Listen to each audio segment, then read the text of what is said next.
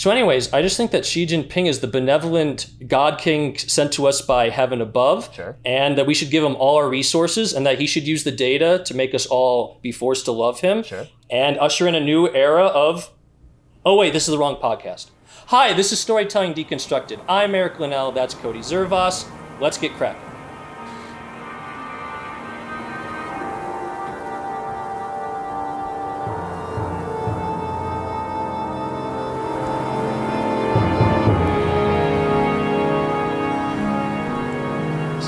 Like, ever since the last one where I just said gibberish words and it made it into the podcast, I'm like, shit, this is like, now people are going to think that this is me forever because everything I say rings 100% as a representative of who I am instead of something that I improv'd once. Yep. High stakes, make it good. So in this episode, we're talking about Better Call Saul. Last episode, we talked about how Rick and Morty was the second best show on TV. That's because Better Call Saul is the best show on TV, bar none. It's amazing. And we're going to talk about it. We already talked about El Camino.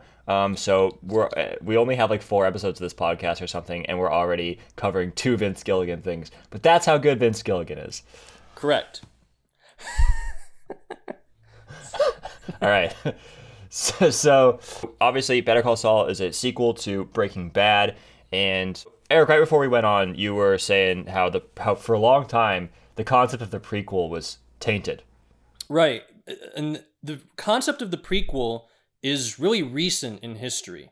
You don't hear very often about famous novels of the past or like the early movies of the 1930s, 40s, that golden age.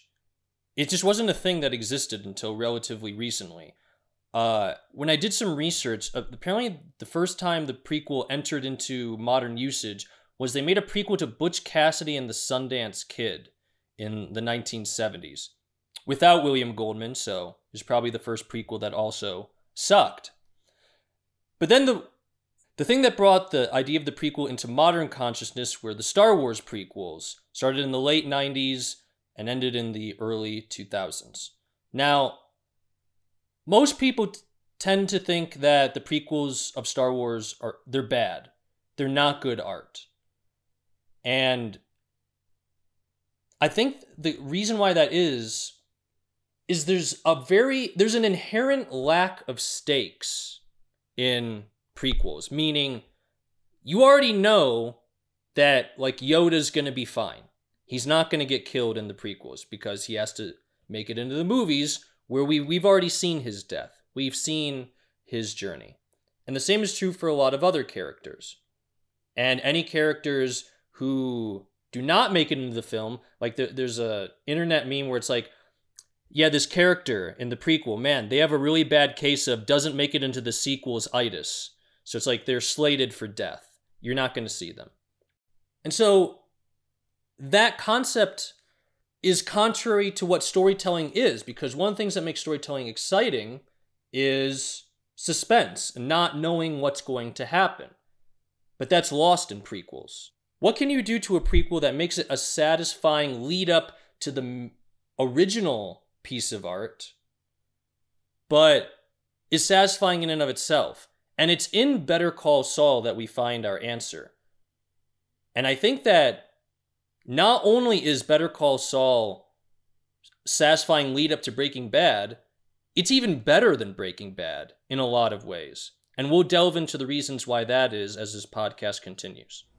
Yeah, I agree. It's better than Breaking Bad. I really like Breaking Bad. I love Better Call Saul. I don't remember the last time I was gripped by a story the way every episode I sit down and watch Better Call Saul, it's ecstatic for a whole hour. I agree. I mean, we both agree that, and we talked about this a little bit before, but we both agree that there's generally a sentiment in storytelling that like predictability is the primary like metric you use to evaluate the worth of a story. If you can predict the ending, you can predict where it's going, that means it's trash. And if it can surprise you, that means it's this perfect God-given, gift. I think, obviously we both agree that's fucking stupid.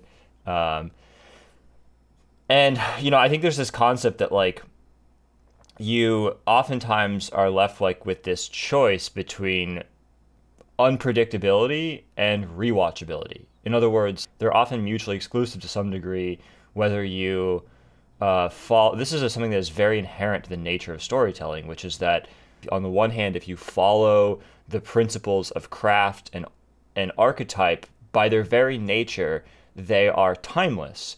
But that also means that because they're timeless, we've seen them in various incarnations many times, and they are on some level encoded into the deepest levels of our being. And so all of that is very antithetical to being surprising and unpredictable, but it's very satisfying.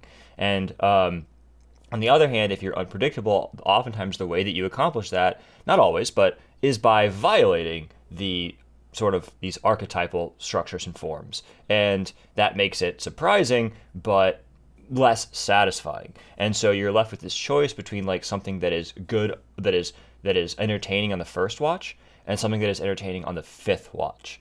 And if I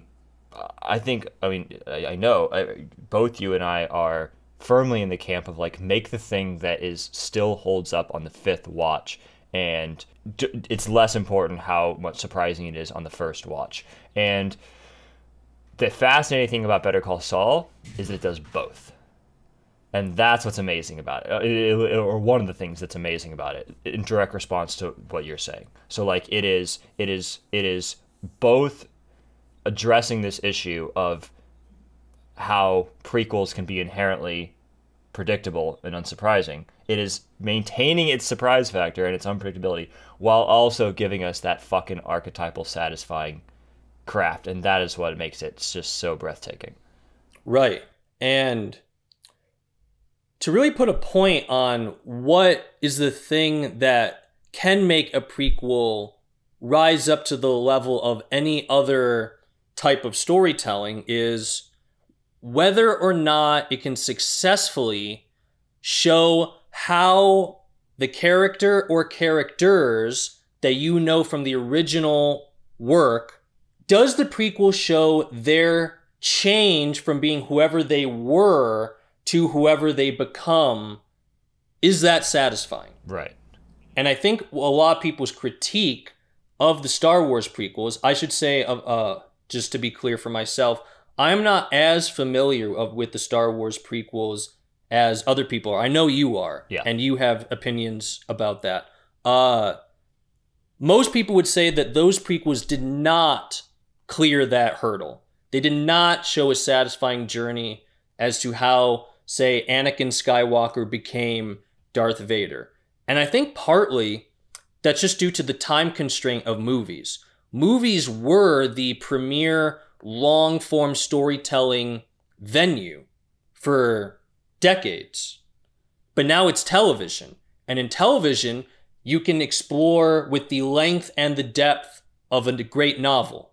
Like, you can spend years of your life consuming a television show in the same way that you can spend months of your life reading a great novel, and you get the same sense of scope and depth that a great novel has. And that is one of the reasons why Better Call Saul is so amazing in showing Jimmy McGill's change into Saul Goodman, because it takes its time. It took 4 seasons for Jimmy to even give himself permanently the name Saul Goodman. And even still, we're in season 5. He still has a lot of traces of Jimmy McGill inside of him that have kept him from tipping over the edge into going the full Saul Goodman that we see in Breaking Bad. And so that time difference between a long-range television show and a movie, that's a huge difference. Definitely. In making it satisfying. Definitely. Yeah, for sure. So let's get into actually like how you do it. And I think, okay, so the first thing, this is something that I talked about a little bit in our Game of Thrones episode, but the first step to making a successful prequel or sequel is, of course, you would think that this would be obvious, but a lot of writers fall down on this. Have a good story that actually includes real significant character motion. So you have your original property, whatever, your original story, whatever it is, and the character goes from A to B. part of the problem is, and I called this the After the Sunset problem, where it's like B feels like the end. So if you're gonna make a sequel, it's like if something feels wrong about changing the character after they've concluded their story, because it's like they're already at B. We don't want to do anything to that, because it's like, no, just let it be, let it lie, let it be complete, and right? It's like, and so it feels wrong to mess with that, but to not mess with that means to have a stagnant character. If they just stay B the whole time through the sequel, then nothing happened. And so you have to come up with a new story where the character goes from B to C. And the same is true for a prequel. If, you know, I realized earlier that I had dug myself into a hole by starting with A to B because there's no letter in the alphabet that comes before A. So what do I say here? The prequel must go from to A. Zeta. Right. And it's the same problem. It's like, and so that must be meaningful, and it must be a real arc. It must be, it like actually has to be fully fleshed out unto itself. And a lot of times it's a process of reverse engineering, where you have to go, okay, what is A? What is the endpoint we're getting to? And what is something that is sufficiently far away from A such that going to it will feel meaningful, right? It can't just be like A minus 0.1 or whatever. It has to be a real different other letter, a whole other place. And so that is the first way that they have succeeded with this, is they really did make Jimmy McGill a different dude than Saul Goodman. I mean, we start the show where he is a very different guy. And so it really feels like he is really going on a journey by the time he ends up as Saul Goodman. I mean, that's the first thing. Yeah, he starts off the show trying to play it straight. And he has a good motivating reason for that, because as we learn through his Chuck telling his backstory, essentially, he was a full-time con man when he lived with Chuck in Chicago. So the traces of Saul Goodman are in there, but we see him in the midst of him trying to gain redemption from that old version of himself. And that's essentially the journey of season 1. But, you know, that is not exactly where I would say the motion is. Like, I don't think the journey of that character is from from unwillingness to engage in sleazy techniques to willingness. Like, I think, obviously, right from the beginning, you know, Jimmy he has a history as a con man. I would say it's in something like cynicism. Like, he starts off as a very uncynical guy. So he's still willing to engage in these techniques, but, like, it's almost like he is an honorable thief, right? He's like a thief with a heart of gold. Well, yeah, that's what I mean when I say he's using these techniques so that way he's like, okay, as soon as I get to the place where I can be clean and steady and the straight shooter, right, the ends justify the means. And I have the tools as a con man to get there. And it's like, once I get there, I'm wrapping it up. It's done. Sure. Yeah. So it's like he's a good guy who has to resort to unsavory techniques to whatever to get out of the shithole that he's in. And Saul is the guy who is so thoroughly convinced that the cosmos is shit that it's like, fuck it, it doesn't matter. Just be awful.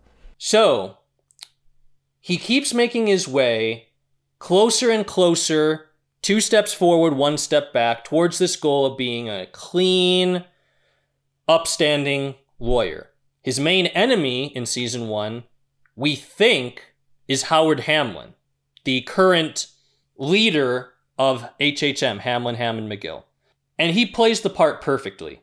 It's not until the end of episode 9 that we realize the whole time the person who has been thwarting this goal of his has been his own incapacitated brother, Chuck McGill.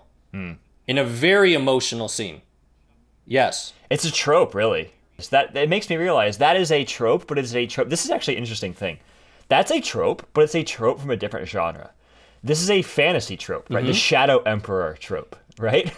Like, we see this in Star Wars, right? It's like, what's in episode 4 of Star Wars, we think Darth Vader's the bad guy. Actually, there's the Emperor who lurks in the shadows, who's the real puppet master, right? This is a fantasy and sci-fi trope that they've sort of repurposed for this sort of domestic context.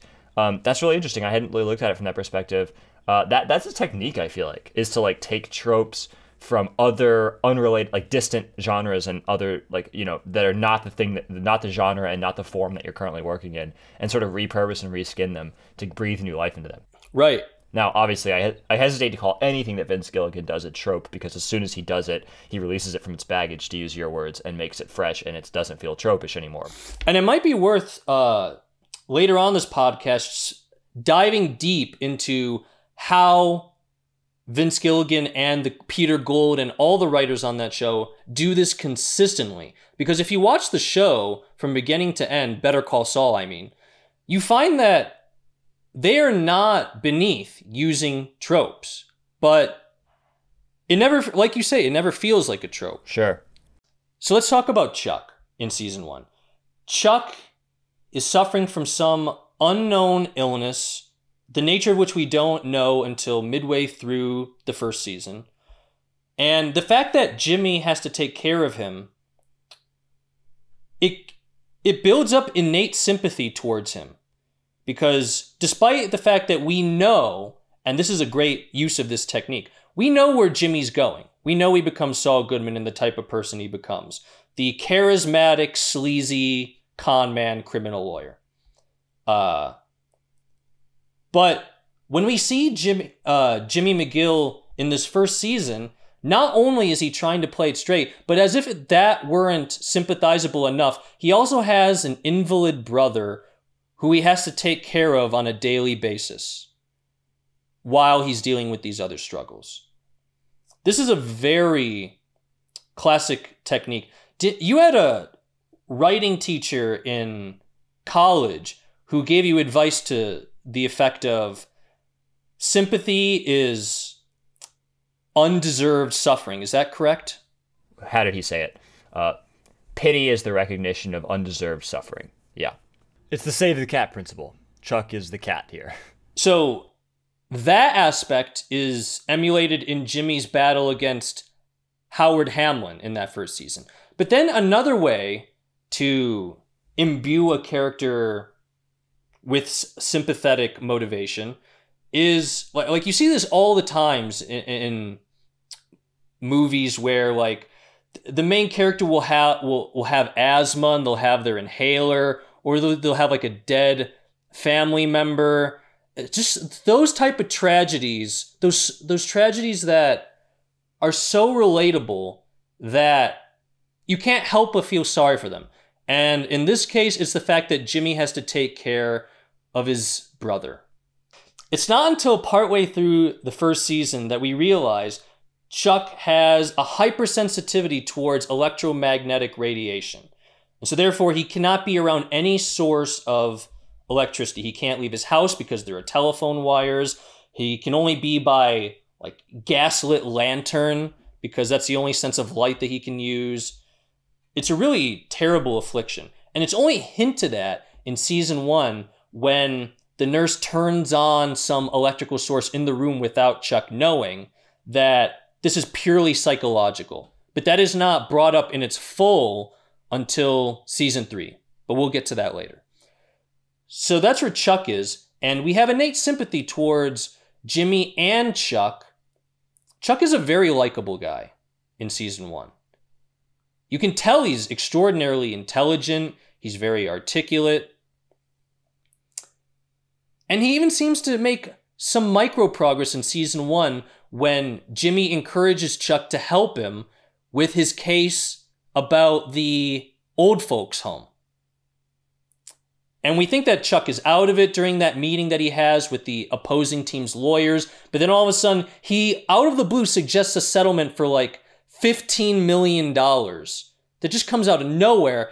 I remember when we watched that episode, we were both like explaining like, oh, Chuck's in the game. I love the "we're going to war" moment in stories. That was kind of this beat that Chuck and Jimmy had together when Chuck joins the case, and for a brief moment there's this feeling of we're gonna go fuck shit up together as brothers, arm in arm. I love that every time I see that beat. The best version ever was, or maybe the most prototypical, was in the movie Troy, when Menelaus goes to Agamemnon to recruit him to help fight Troy, and he goes, "Brother, have I ever complained? Have I ever asked you for anything?" Agamemnon goes, "No, you're a man of honor." Menelaus puts his arm out. "Will you go to war with me, brother?" And they clasp. They clasp arms. Every time I watch that moment, I'm ready to fight 1,000 Trojans. It was so fun. And then there was that feeling, it's like, oh my God, these two titans. These two brothers are going to work together and they're going to get justice for the people. And that makes Chuck's betrayal all the more devastating. It's the trick where just before the hit, you lift the spirits up a little bit. So Jimmy's having his trouble against Howard Hamlin, and that's his struggle. And he's down in the dumps. He seems like his career's not going anywhere. But then he gets this case with the old folks home, and Chuck is helping him. And it's like, awesome. They're going to work together. And that's when it's revealed that the fact that he was betrayed not only by his brother, which would be bad in and of itself, but this brother who he has spent his time and his resources taking care of while he suffers from this affliction. Oh, that's devastating. This is exactly I wrote this down. This is one of the big things I wanted to talk about with this show. It is so great. So one of the, and I don't know how much we've talked about this in the past, but one of the big, I feel like, principles of storytelling is, it's hard to articulate, but it's this idea that you want to like rub gradients together in the opposite direction. So it's like, the metaphor image I often have in my head is something like two tectonic plates, like moving in opposite directions and like scraping against each other or something. It's basically the idea you want to experience hot, extremes of emotion in storytelling. So you want to have high peaks and low valleys, and you want to have them temporally near each other. So like you want to have the high peak pressed right up against the low valley, and that contrast is part of the emotional swing that makes storytelling powerful. And so one example of this off the top of my head is like from Django Unchained. Okay, so one of their first missions together, Django and Dr. King, they're hunting down these three guys who have a bounty on them, and they find them. They find them at this ranch, and Django encounters one of them, and then right then we go into a flashback of how this guy tortured his wife. He whipped her, so Django is begging him not to whip his wife, and he goes, "I like the way you beg, boy." And then we come back from the flashback, and Django whips the guy and then kills him, and he goes, "I like the way you die, boy." Right? So he echoes the line back to him as he gets his revenge. And so another, maybe a lesser writer, I hesitate to say that because I have my issues with Tarantino, but another writer, or maybe a lesser way to do that would have been, and in fact, after I saw the movie the first time, the way I had originally remembered it being was that this backstory with the significance that this one asshole white dude had to Django, was revealed earlier in the movie, like more chronologically, logically. But no, we learn for the first time who this, like, they've been hunting these guys for a while, but we only really learn who they are and what their significance is right before the guy dies. Right? So it's like you would think, like, well, when they get this assignment, when they're going to go hunt these guys down, that is when we should learn who these guys are and what their significance is, right? But no, Tarantino withholds that information until right before the moment that they're killed. And why? Because if they're more separated in space, there won't be as much contrast between that high and that low.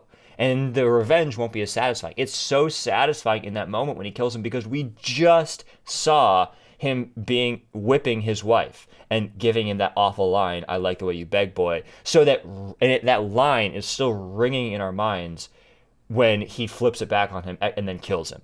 I'm going to coin a phrase for this technique. I call it turning the dial before flipping the switch. That's my phrase.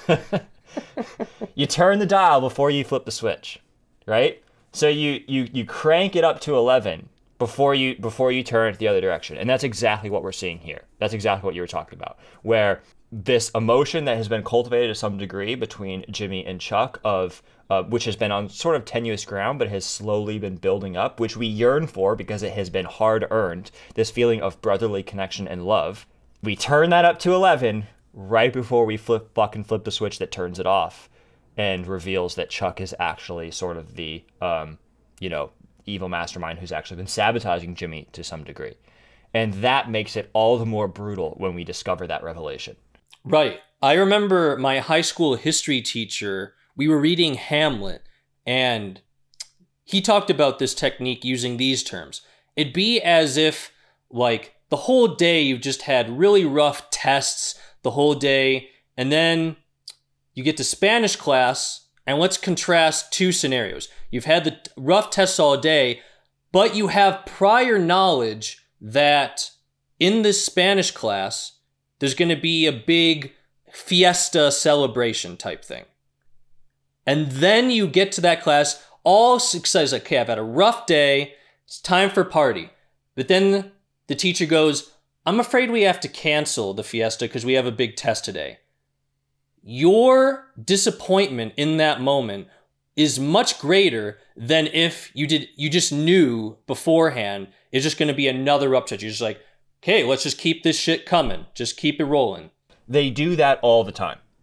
This is one of the things that they do all the time in this show. They did it in Breaking Bad too, but this is one of the brilliant pieces of craft technique that is employed constantly in the show that is part of what makes it so emotionally satisfying.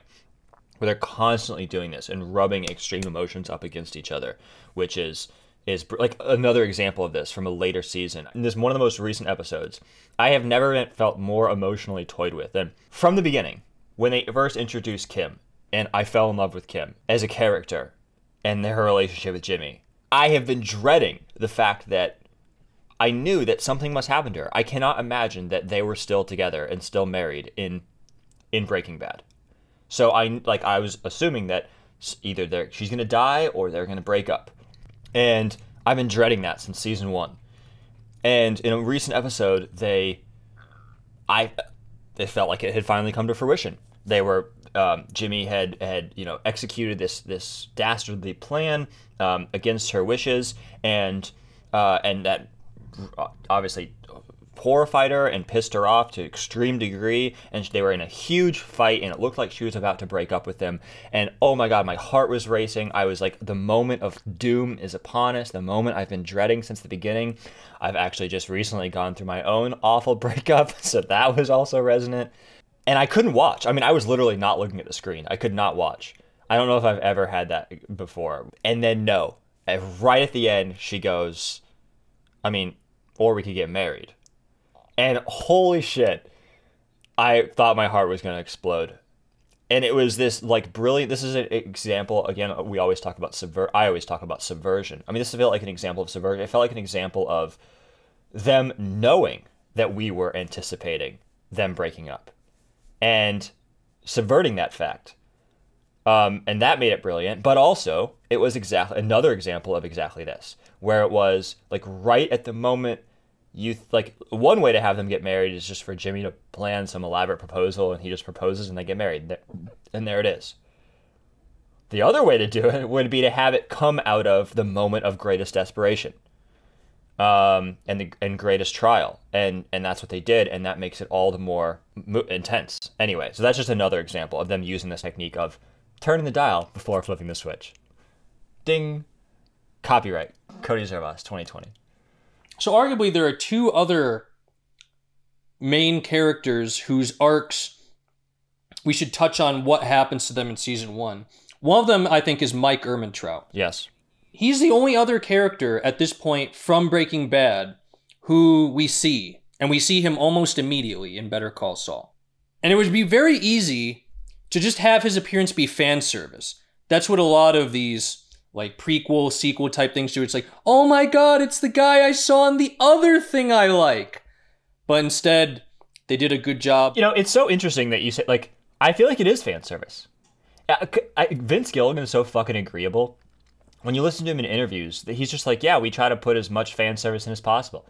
It's so interesting how, like, you hear him, like ostensibly, like, say things that are, like, he's doing all the wrong things. He's like, yeah, we just try to do as much fan service as possible, and we just want to give the fans that we want, give them what they want, and we have no auteur vision. We're just fucking hacks.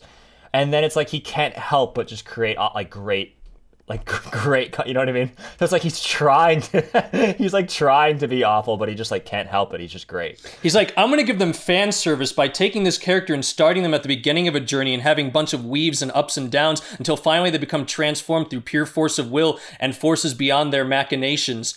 And that's just fan service. That's what it feels like. Exactly. I really think that's what it is. Like, he thinks he's just doing fan service, but he's just so good at the craft, like he just can't help but like. Right. Well, here's here's the best example of this in terms of Mike. We've seen in Breaking Bad that he has a granddaughter that's really important to him, and we knew about her in Breaking Bad, and we knew about her mother.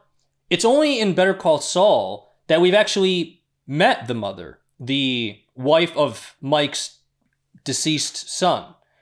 And that relationship was explored. And it had a really big moment in season 1, which was, I don't think it was something that changed Mike per se, but it gave us depth. Because Mike in Breaking Bad, he obviously had depth and he was very likable, but he was just kind of the sleepy-eyed henchman assassin, former cop kind of guy. But now in season 1, he gave that monologue to his stepdaughter where he talks about how his son was a clean cop, but Mike told him to be dirty so that way he wouldn't rat on his fellow dirty cops. And after tainting his son in this way, they killed him anyways. And so then he had this big revenge streak where he killed the 2 cops, and that's why he's in Albuquerque now. He's like literally on the run for his life, for the law.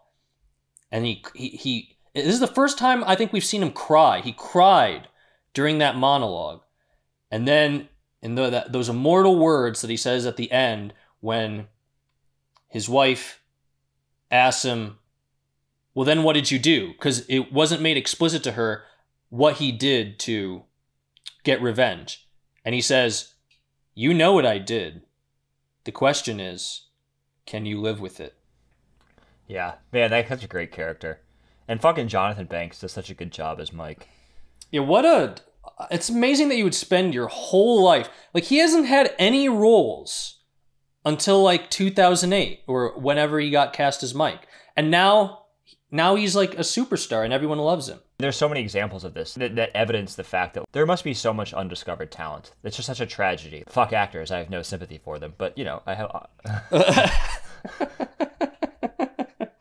Charismatic vessels, as we call them. So it is interesting though. So it might be worth putting a point on this and saying like other people might be tempted to say that this is the fundamental core of what makes this a successful show. I would not say it's the core, but it's one part.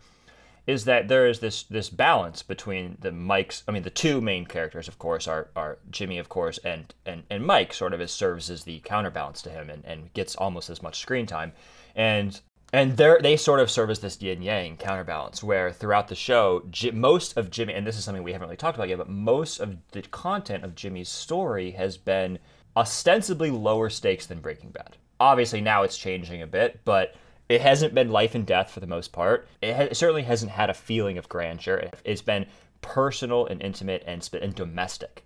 And many people might be tempted to say that makes it lesser, but we both, I know that you agree, think that actually is a boon. It's actually a good thing. That I think especially in today's climate where I think people are kind of exhausted by the stakes always being the cost, the entire universe hangs in the balance. It's like every fucking superhero movie.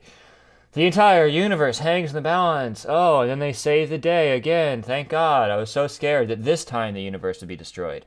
I want to see the movie where the universe hangs in the balance and then the superheroes just fail and the universe just gets destroyed. And the whole second half of the movie is just black screen.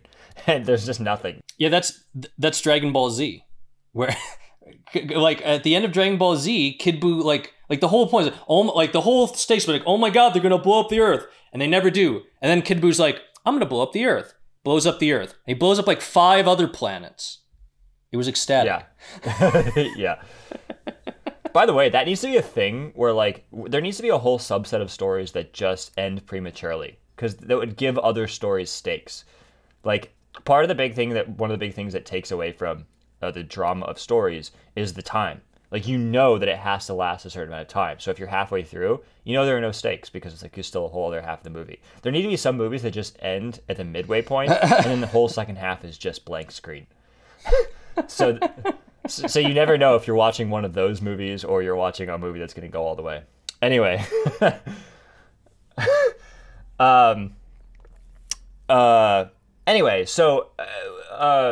Now, but Mike has sort of served as a counterbalance. So his stories, throughout this whole show have often been more high stakes, been more action packed and sort of traditionally exciting, gunfights in the desert, that sort of thing. That's sort of the typical Breaking Bad universe vibe.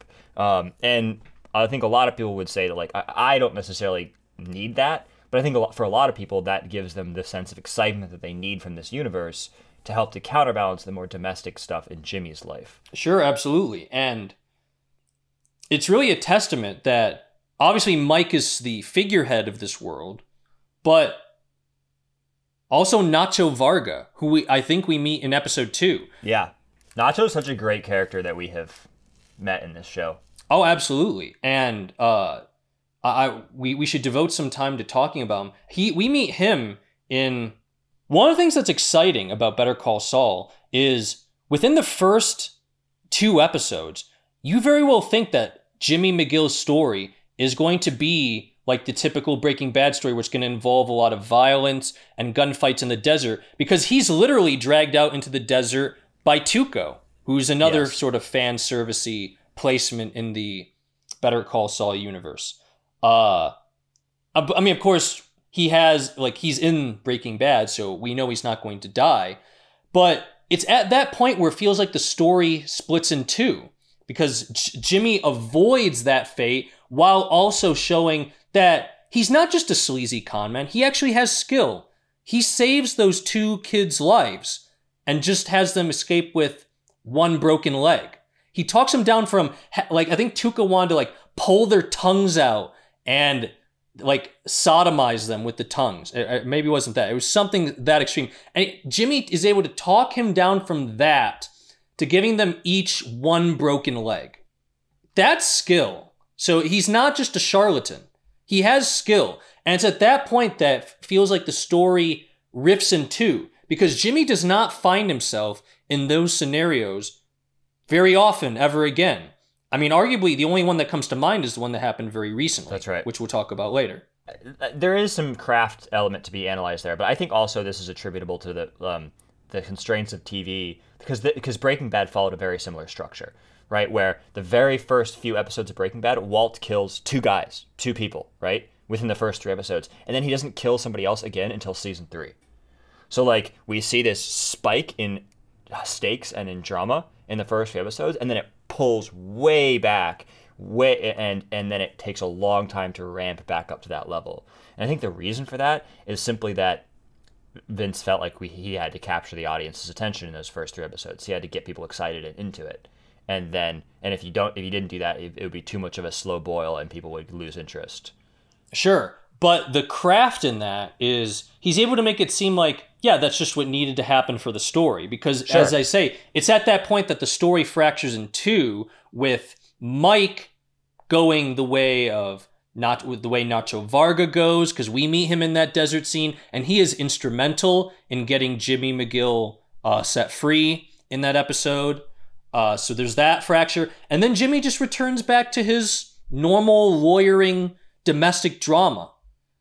He does not merge with that world again until he becomes a friend of the cartel. And that's one of the things Breaking Bad was able to do really well, which was they made things that they just, like, improvised in 1 episode, and then they would tie it into this web that makes, like, oh yeah, we planned this the whole time. And that's Vince Gilligan's, that's one of his greatest assets. You would call this using all parts of the buffalo. I would call it parsimony, where everything gets woven in. The feeling that you're left with at the end. Because here's the great thing about parsimony in storytelling. When it's done right, so storytelling has 2 primary, I would say, qualities that you really have to try to embody to the highest degree. And the more that you can capture these, the better your story is. And those are teleology, and that is that everything is going towards something. Everything has a point. Each thing is building towards something greater. But also parsimony, and that is that nothing is wasted, which is part of what separates it from real life, where oftentimes there are just empty, dead space that just means nothing. But one of the corollaries of parsimony that is maybe not initially intuitive is that it couldn't have been otherwise. That is not necessarily inherent to teleology. Like, there are many ways to get to an end. But parsimony says that if nothing is wasted, what that means is that like it had to go this way. And so every little thing, therefore, is important. Every little thing is an essential building block. And that is, what that means is that everything is deserving of your full attention. And when you have and that is one of the things that Vince Gilligan embodies maybe to a higher degree than any other writer I've ever seen. He's able to give you that feeling that you need to pay attention to everything because everything is crucially important. We're wasting nothing here. Every moment is crucial. And if you zone out for a sec, or if you get bored for a second, you look away for a second, that's on you. Like, we didn't bore you. There was maximally interesting content every second. You fucked up. And that feeling is actually amazing because there's something that happens where if a storyteller is 95% good at it and pulling it off 95%, that's good. That's great. That's better than 90%. It's better than 85%. But the difference between 90 and 95% is much smaller than the difference between 95 and 100%. To get that last little bit, so it does something. It boosts exponentially the audience's enjoyment because there's something like where you can like relax. You can have full faith in this auteur, this writer, that everything they're doing is right and for a reason. And therefore, because like when you're watching lesser stuff written by lesser writers, there's always the nagging suspicion that like if you get bored for a second or if you're not following something, that it's just like, no, they just fucked up. If something doesn't make sense, it's just because it doesn't make sense. They fucked up. There's a plot hole. Or if something is boring, it's just like, well, yeah, they just did a shit job. It's just boring. Fuck them, etc. But if you're watching something where you have full faith in the writer, then it's like it's ecstatic because it's just like, well, you can allow yourself to just sink into it and just anyway. That's the feeling I get when I watch this Vince Gilligan stuff, and it's because of his extreme attention to parsimony. The same principle applies in classical music as well, and there's a great metaphor. It's either came out of the Middle Ages or the Renaissance, where they talked about what listening to music should feel like. And they said what it should feel like is that each part of the music is like analyzing a tree. Like if you take off one branch of the tree and you analyze it, that branch can only belong to that tree, and that branch is related to all other parts of the tree. And so, I mean, the way that would apply to music is usually they have a tiny motif, and they milk that and change and transform it into ways that it still maintains the identity of that original kernel, but it's just stretched out over time, and it creates this mosaic of pure unity. And the same thing should apply with storytelling as well. I was just gonna wrap up season 1, talking about the character. So now we haven't talked about Kim yet. That's what I was. You're fucking seeing what I'm doing here, buddy-o. It's almost like we're on the same page in regards to storytelling. Oh man, okay. Now is when we talk about a character who was introduced in the first season, who I think is one of the greatest characters in all of television. Oh, yeah. And that is the character of Kim Wexler. I fucking love Kim. I think I'm in love with her. Literally. Like, I wish that I knew someone, even tangentially, not even to the point where I would be in a relationship with this person. Just knew someone of Kim's caliber. Kim is ecstatic. I think Kim was created as a response to in fact, I think a lot of the show was created in response to Breaking Bad, but specifically, I think Kim was created in response to Skylar. Exactly. Yeah, right? Because Skylar, people would write essays on how unlikable she was. And this actually confused the creators of Breaking Bad, because they're like, well, why? She's standing up for what she believes in, and she's doing so with strength and dignity. What's wrong with her? Well, I'll tell you what's wrong with her. This archetype actually appears throughout a lot of different stories across many different mediums. It's the archetype where, and unfortunately it is gendered, so we have to talk about it in terms of gender. There's usually a main character who's a guy, and they want to take over the world. They want they're like outgoing and they have a fire in their belly and they want to bring their noble vision or even ignoble vision into reality. And that's exciting to watch. That's the root of storytelling. We're trying to watch someone take the thoughts that are in their head and bring them into being through pure willpower. That is the baseline of a great story, of every great story. And then there's always another character, and this character is usually a woman who's saying, no, don't do that. And maybe they give good reasons for not doing that. I mean, Walt's a drug dealer. She's like, we have a fucking family, Walt. You're putting them all in danger. Our lives in danger. Our reputation is in danger. So it's not naive. It's not that these aren't good points to make and that somebody shouldn't make them.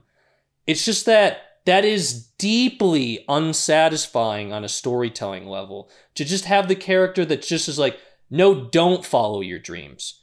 Don't accomplish things. Right. There's no, it's, I would say it in these terms, there's no, they have no content unto themselves. All they serve to do is negate somebody else's content. Right. Right? So they're just anti the interesting guy. There's an interesting guy and they're just not that. they present no interesting thing of themselves. They're just a nagger. Right. And even when Skylar eventually... Sorry, I said that with a hard R. I meant naga. Sorry.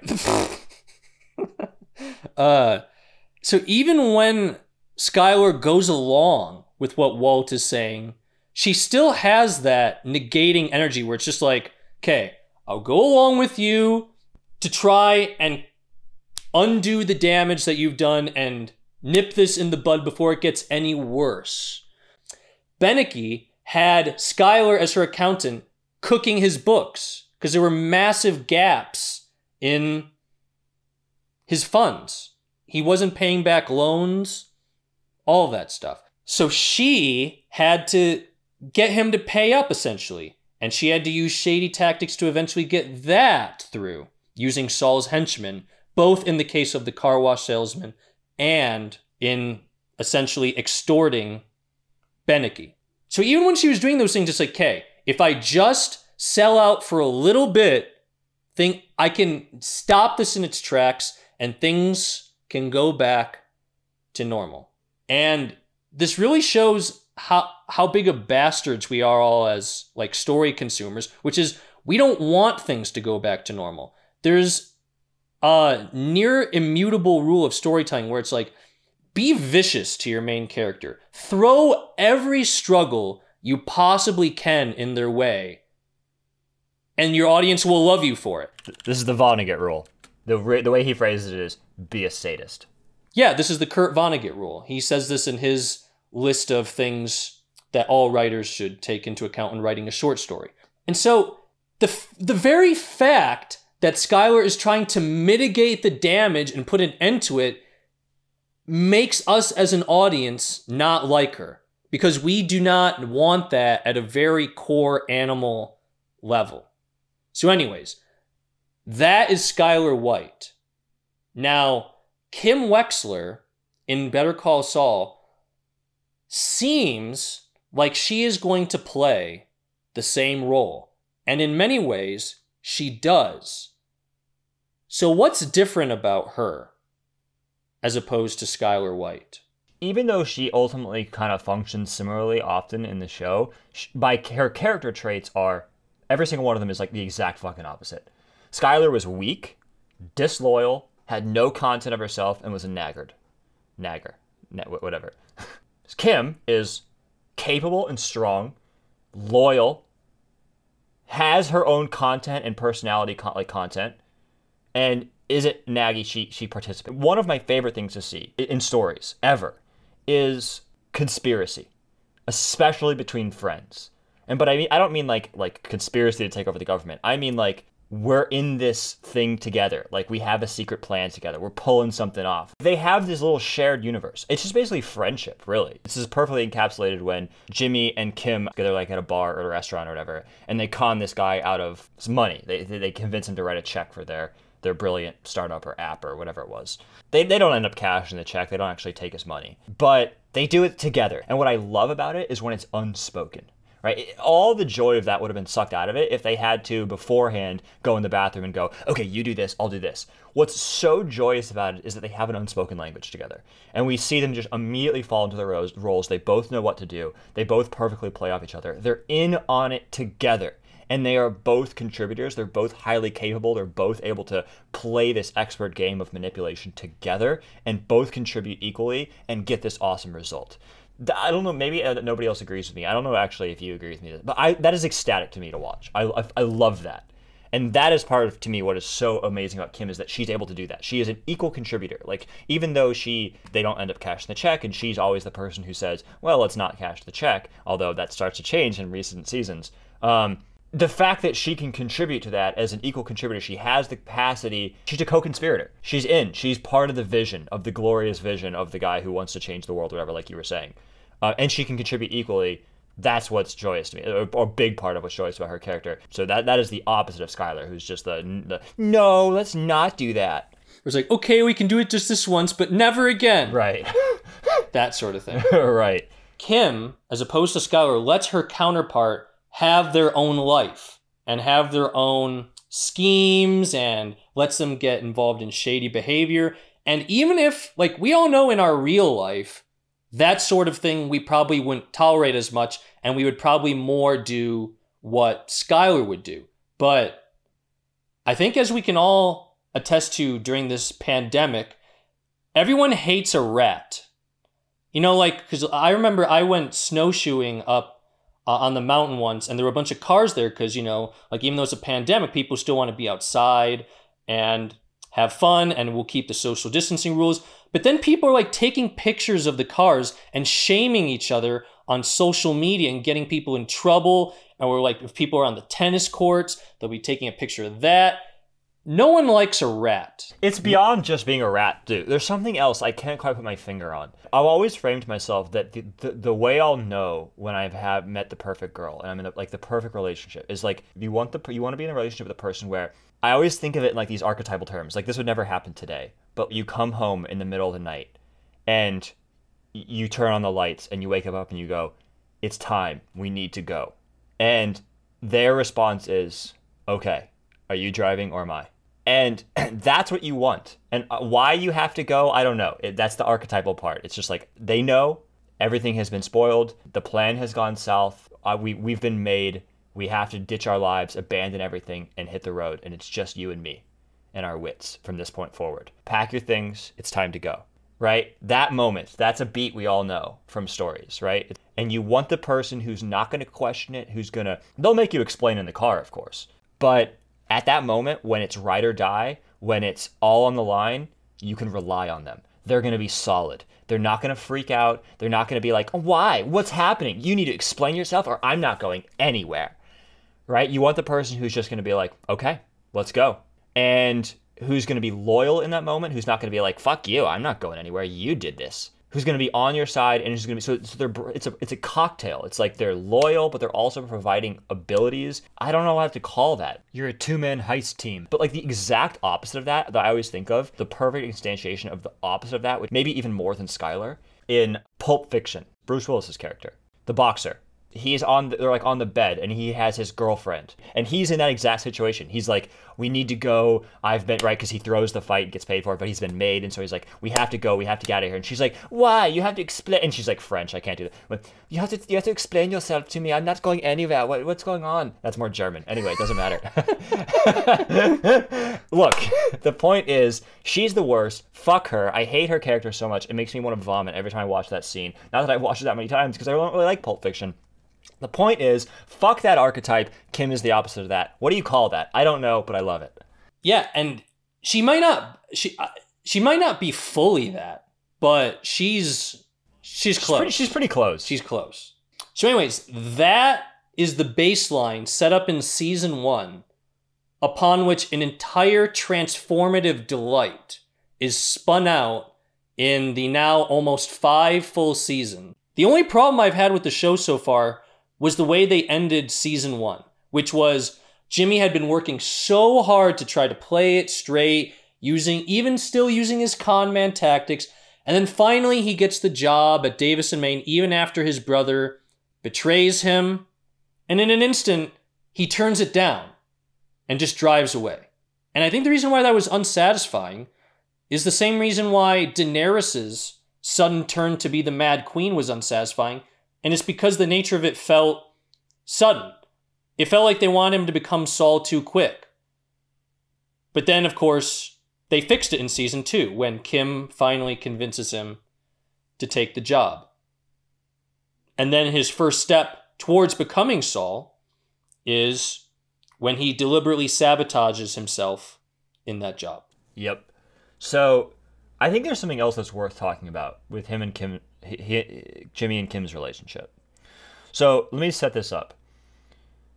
There's this problem that we face as writers where you don't really struggle with this as much in your writing because the nature of you're just so Erik that you just don't have to worry about this. But there's this problem that most writers have to struggle with, and I certainly struggle with this, or at least I certainly did more. I've gotten better at dealing with it, but we have to push against this problem of cheesiness. So it's like we're always struggling to not be cheesy, right? Where it's and part of the difficulty of that is, again, not to beat the dead horse, but I talk about this a lot, but it's like this is very much related to the problem of subversion, where it's like the default state is cheesy a lot of times because everything's been so done, because everything's so, we know how everything's supposed to go, because everything is so cliched. And so you want to be able to hit these archetypal beats, you want to be able to hit high emotion, but high emotion is cheesy. And so how do you do that? How do you do it? One of my rules for writing, and I teach this to my students, and I've never really heard this articulated by anybody else, and I don't think I've even necessarily articulated this to you in this way, is that I almost feel like there's like a flow chart. And it's like you should, anything that you can do more subtly, you should do more subtly. So, and I feel like it's a flow chart in terms of the elements of storytelling that we have available to us in any given medium. So on the screen, on film and TV, what are the things we have available to us to tell a story? We have dialogue is the most obvious one. We have subtle acting choices like bodily movements and facial expressions. We have things like set decoration and costuming. We have things, we have music, we have, right, so it's like these are just the things that are available to us. And some of them are more subtle than others, naturally. So I would organize those, roughly speaking, in something like dialogue is the least subtle. It's the most on the nose, it's the most clumsy. So it is your place of last resort. It is what you say in dialogue what you can't say any other way. And then the next thing is like maybe a facial expression or something like that, or an action maybe. And then maybe a facial expression. And then it goes more and more subtle for there. And then maybe the most subtle is something like set design, which is in the background and may go entirely unseen.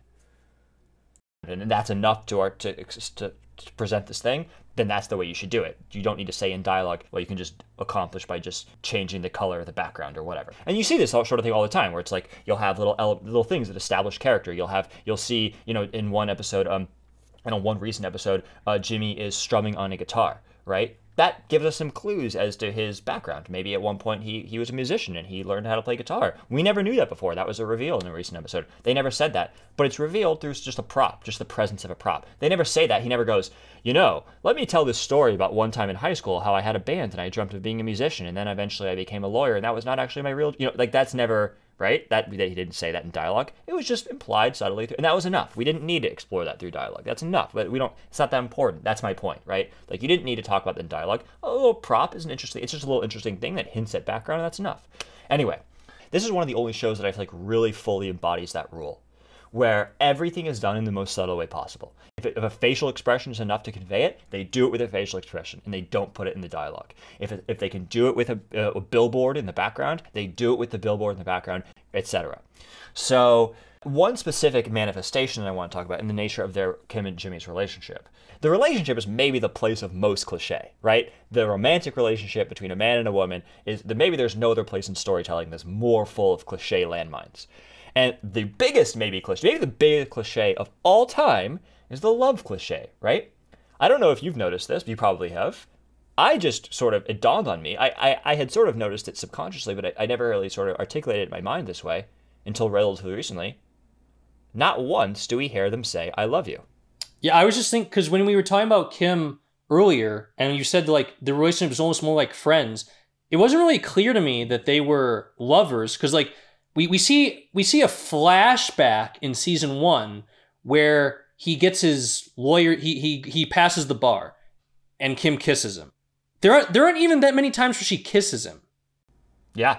You're exactly right. The first few seasons, it was not even clear that they were together romantically. We didn't see them interact physically at all in the first few seasons. Yeah, maybe once in a while it would be implied maybe that they had sex. Even that I don't think happened until... In fact, my interpretation of that originally was that their relationship was budding in the first few seasons, and that they didn't actually sleep together until like season 3 or something.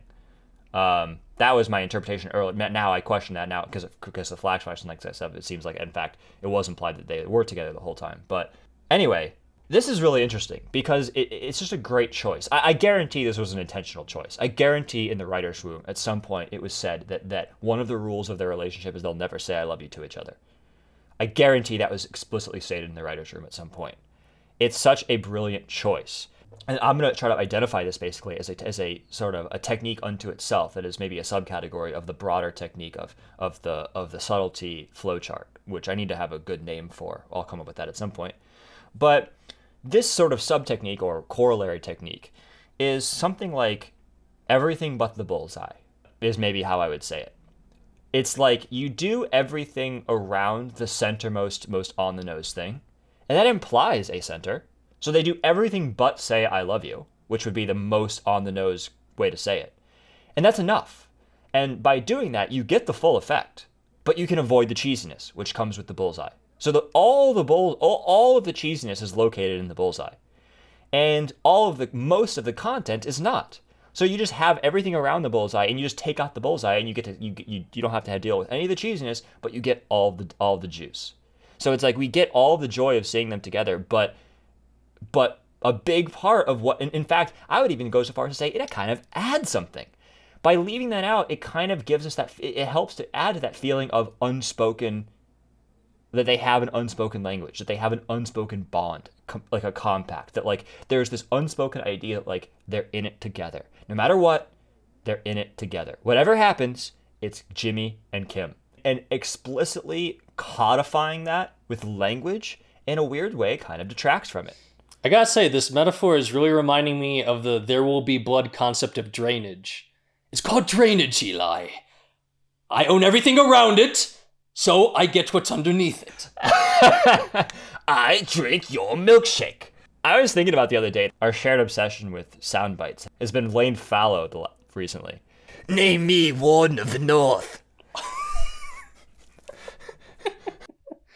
Because, I mean, this might just be a restatement of the storytelling axiom show, don't tell, but Vince Gilligan and his team, Peter Gould, Thomas Schnauz, they're all the masters of that because they're great at the show, don't tell with a layer of subtlety that releases the cliche from its baggage, as we like to say. And a great example of this is at the end of season 2, when it seems like HHM has stolen the bank project Mesa Verde away from Kim, seemingly unfairly.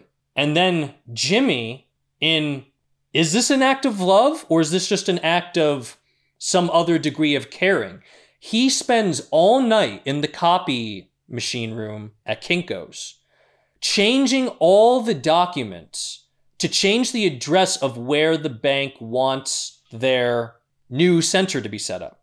And that speaks louder than any saying of I love you ever could. That's right. While also not clearly being an act of love, though it is what you do feel it as an act of great devotion of some degree, which is really powerful. That's right. I forget. This is a big point, but does Kim find out that he did that? Chuck knows about Jimmy's sleazy tactics, and he has a theory in the final episode of season 2, and he just brings Kim over and says, here's what Jimmy did. He changed all of the addresses. And she stands up for Jimmy. She's like, I think you're crazy. But then when they get in the car, she punches him like 5 times. Right. That's right. Like, God, see, of even course that, he did that. That's such a fucking great... See, even that is perfect. Like, that she doesn't have to say anything. She just hits him, and it's like so much is communicated with that she fucking knows that he did it, and that she's pissed at him for it, but it doesn't need to be said because she also recognizes that he did it for her, and it was an act of love, and that that's worth something. Like, it's all that is communicated with that. There's like almost like a subtle playfulness in hitting him, right? Where it's like verbally excoriating him would almost be too harsh. Not that he didn't do something awful, which he obviously did, and he deserves verbal excoriation, which is kind of why I love her when she doesn't verbally excoriate him, right? It's like, yeah, you know, he did fucking go out on a limb for her, and her acknowledgement of that, and the fact that she doesn't fucking nag him and chew him out verbally. I don't know. It's hard to articulate it, but again, that's another moment that makes me love her. Absolutely. I'm having a lot of fun seeing Mike push back on Gus, because that is not something he would have done in Breaking Bad. But he is very antagonistic, and it's like whenever those scenes happen, it's thrilling. I agree. Totally agree. Partly because, yes, so like, for example, part of what's so there's two elements to that are fun to me, that are related but somewhat distinct. One, that he is willing to, like you said, push back, but also that he's not afraid of Gus. The moment that summarizes the latter to me is this one part where Mike is there and Gus's men show up, and it's very ominous and threatening because he's alone and Gus has a bunch of guys. And Mike just stands there and he goes, well, if you're going to make a move, you better make it. I remember that, yeah. Right? And it's like so fearless. It's just like, yeah, you might kill me right now. And okay. And that is part of what makes Mike an exhilarating character, is like he genuinely does not fear death in a way that all the other characters do. Oh yeah, I mean, not only just with Gus, who's just like terrifying just like when he looks at you, but he fucking he walks through that neighborhood, and the first time he beats the shit out of them, but then the second time he lets them like he could have gotten killed, and I think he wanted to. Yeah. And like, it's interesting because I hear myself saying that, and immediately my brain goes to the place that a lot of stories have a character or many characters who are not afraid of death. And in fact, that's the problem. Like a lot of, like, for example, superhero movies, like, right, we shit on them all the time because they deserve it. Fuck them. Like their world is full of characters who have no fear of death, right? Everything they do it's a given that everything they do is going to be breathtakingly courageous. And it's like, and at the end of the day, they have no fear. They're not really people. They have no psychological depth or realism. It's just they're perfectly courageous and perfectly valiant and heroic, and they save the day. And so it's like, that's boring. But it's kind of interesting where, in a world where every character is fragile and psychologically complex and deep, and they have fears and they fear death, and they're desperately trying to keep themselves and their loved ones alive. Mike being the one guy who lives without that actually makes him unique in this world and stand out in this world for that reason. And the fact that he's the one guy who's not afraid of Gus. Everybody, like, the whole point of Gus is designed to be the scariest character possible, right? That is the way they created that character with one goal in mind, and that is, how can we make the scariest motherfucker possible, right? And everything about him is designed to achieve that goal. And every character, therefore, is suitably scared of him, terrified of him. Even Walter White was terrified of him. Everybody was terrified of him, except Mike. Mike is the one guy who's not scared of Gus. That makes him unique, and it makes him interesting in this world. Absolutely, man. Fuck those scenes. The reason it works is because it's earned. It's not just like, oh yeah, Mike is, he's just amazing, and yeah, fuck you. It's that there's a deep psychological reason. Again, it always comes back to the characters believe in their flaws. He holds a belief, he holds a philosophy that makes this true and real. And in that case, it is a sort of nihilism that comes with having lost his son, right? Where it's like, after that happened, he had nothing else to really live for, except, of course, to protect Kaylee and her mother. And I think it's heavily implied that if he did not have them, he would kill himself. Because of all this, because of this whole arc, because of all the background of his character, we have earned this nihilism that he sort of embodies. Yeah. Right. And let's be clear, because it's not that he's without fear. He's without fear of any problems coming his way. Right, that's true. Great point. Because I don't know if you remember this. One of the most gripping scenes in the series, probably, was in season 2 when Hector Salamanca says, I want you to say the gun that Tuco had was yours, so that way the charge of the weapon can be dropped. And Mike says no. Well, the way Hector gets him to come around on that is that he has his two sons, the cousins. He's playing with Kaylee in the pool, and they just stand on the roof. Mike sees them, and they just put up a finger with a gun and just pretend to pull the trigger. That's all they have to do, and Mike is terrified. That's his weak spot. Yeah, that's true.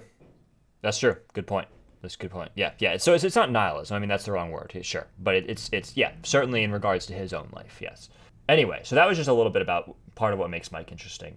I was just saying how it was we were talking about character journeys, and I was saying how it was interesting that Mike he never really feared. Is the thing, he never really feared Gus. Yes. And he pushed back a gun. But whereas in Breaking Bad, like, he doesn't fear Gus, but he does, like, he trusts Gus. Yeah. He does what Gus says to do. Yeah. Whereas in this series, he's like, no, I'm not doing that. Or like when he had to kill Werner, he was like tortured by it.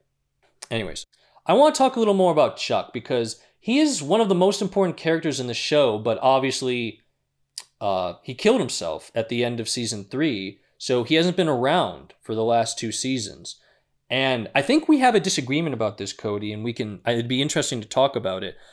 I felt after Chuck died in season 4, which was the post-Chuck, essentially recalibration of the show, I felt his absence. Because even though Chuck was a sleazy motherfucker who was beyond redemption in a lot of ways, I liked him being on the show as a character because he was intelligent, he was very competent at his job, and even though I hated him for his betrayal of Jimmy, his mental illness made him very sympathizable.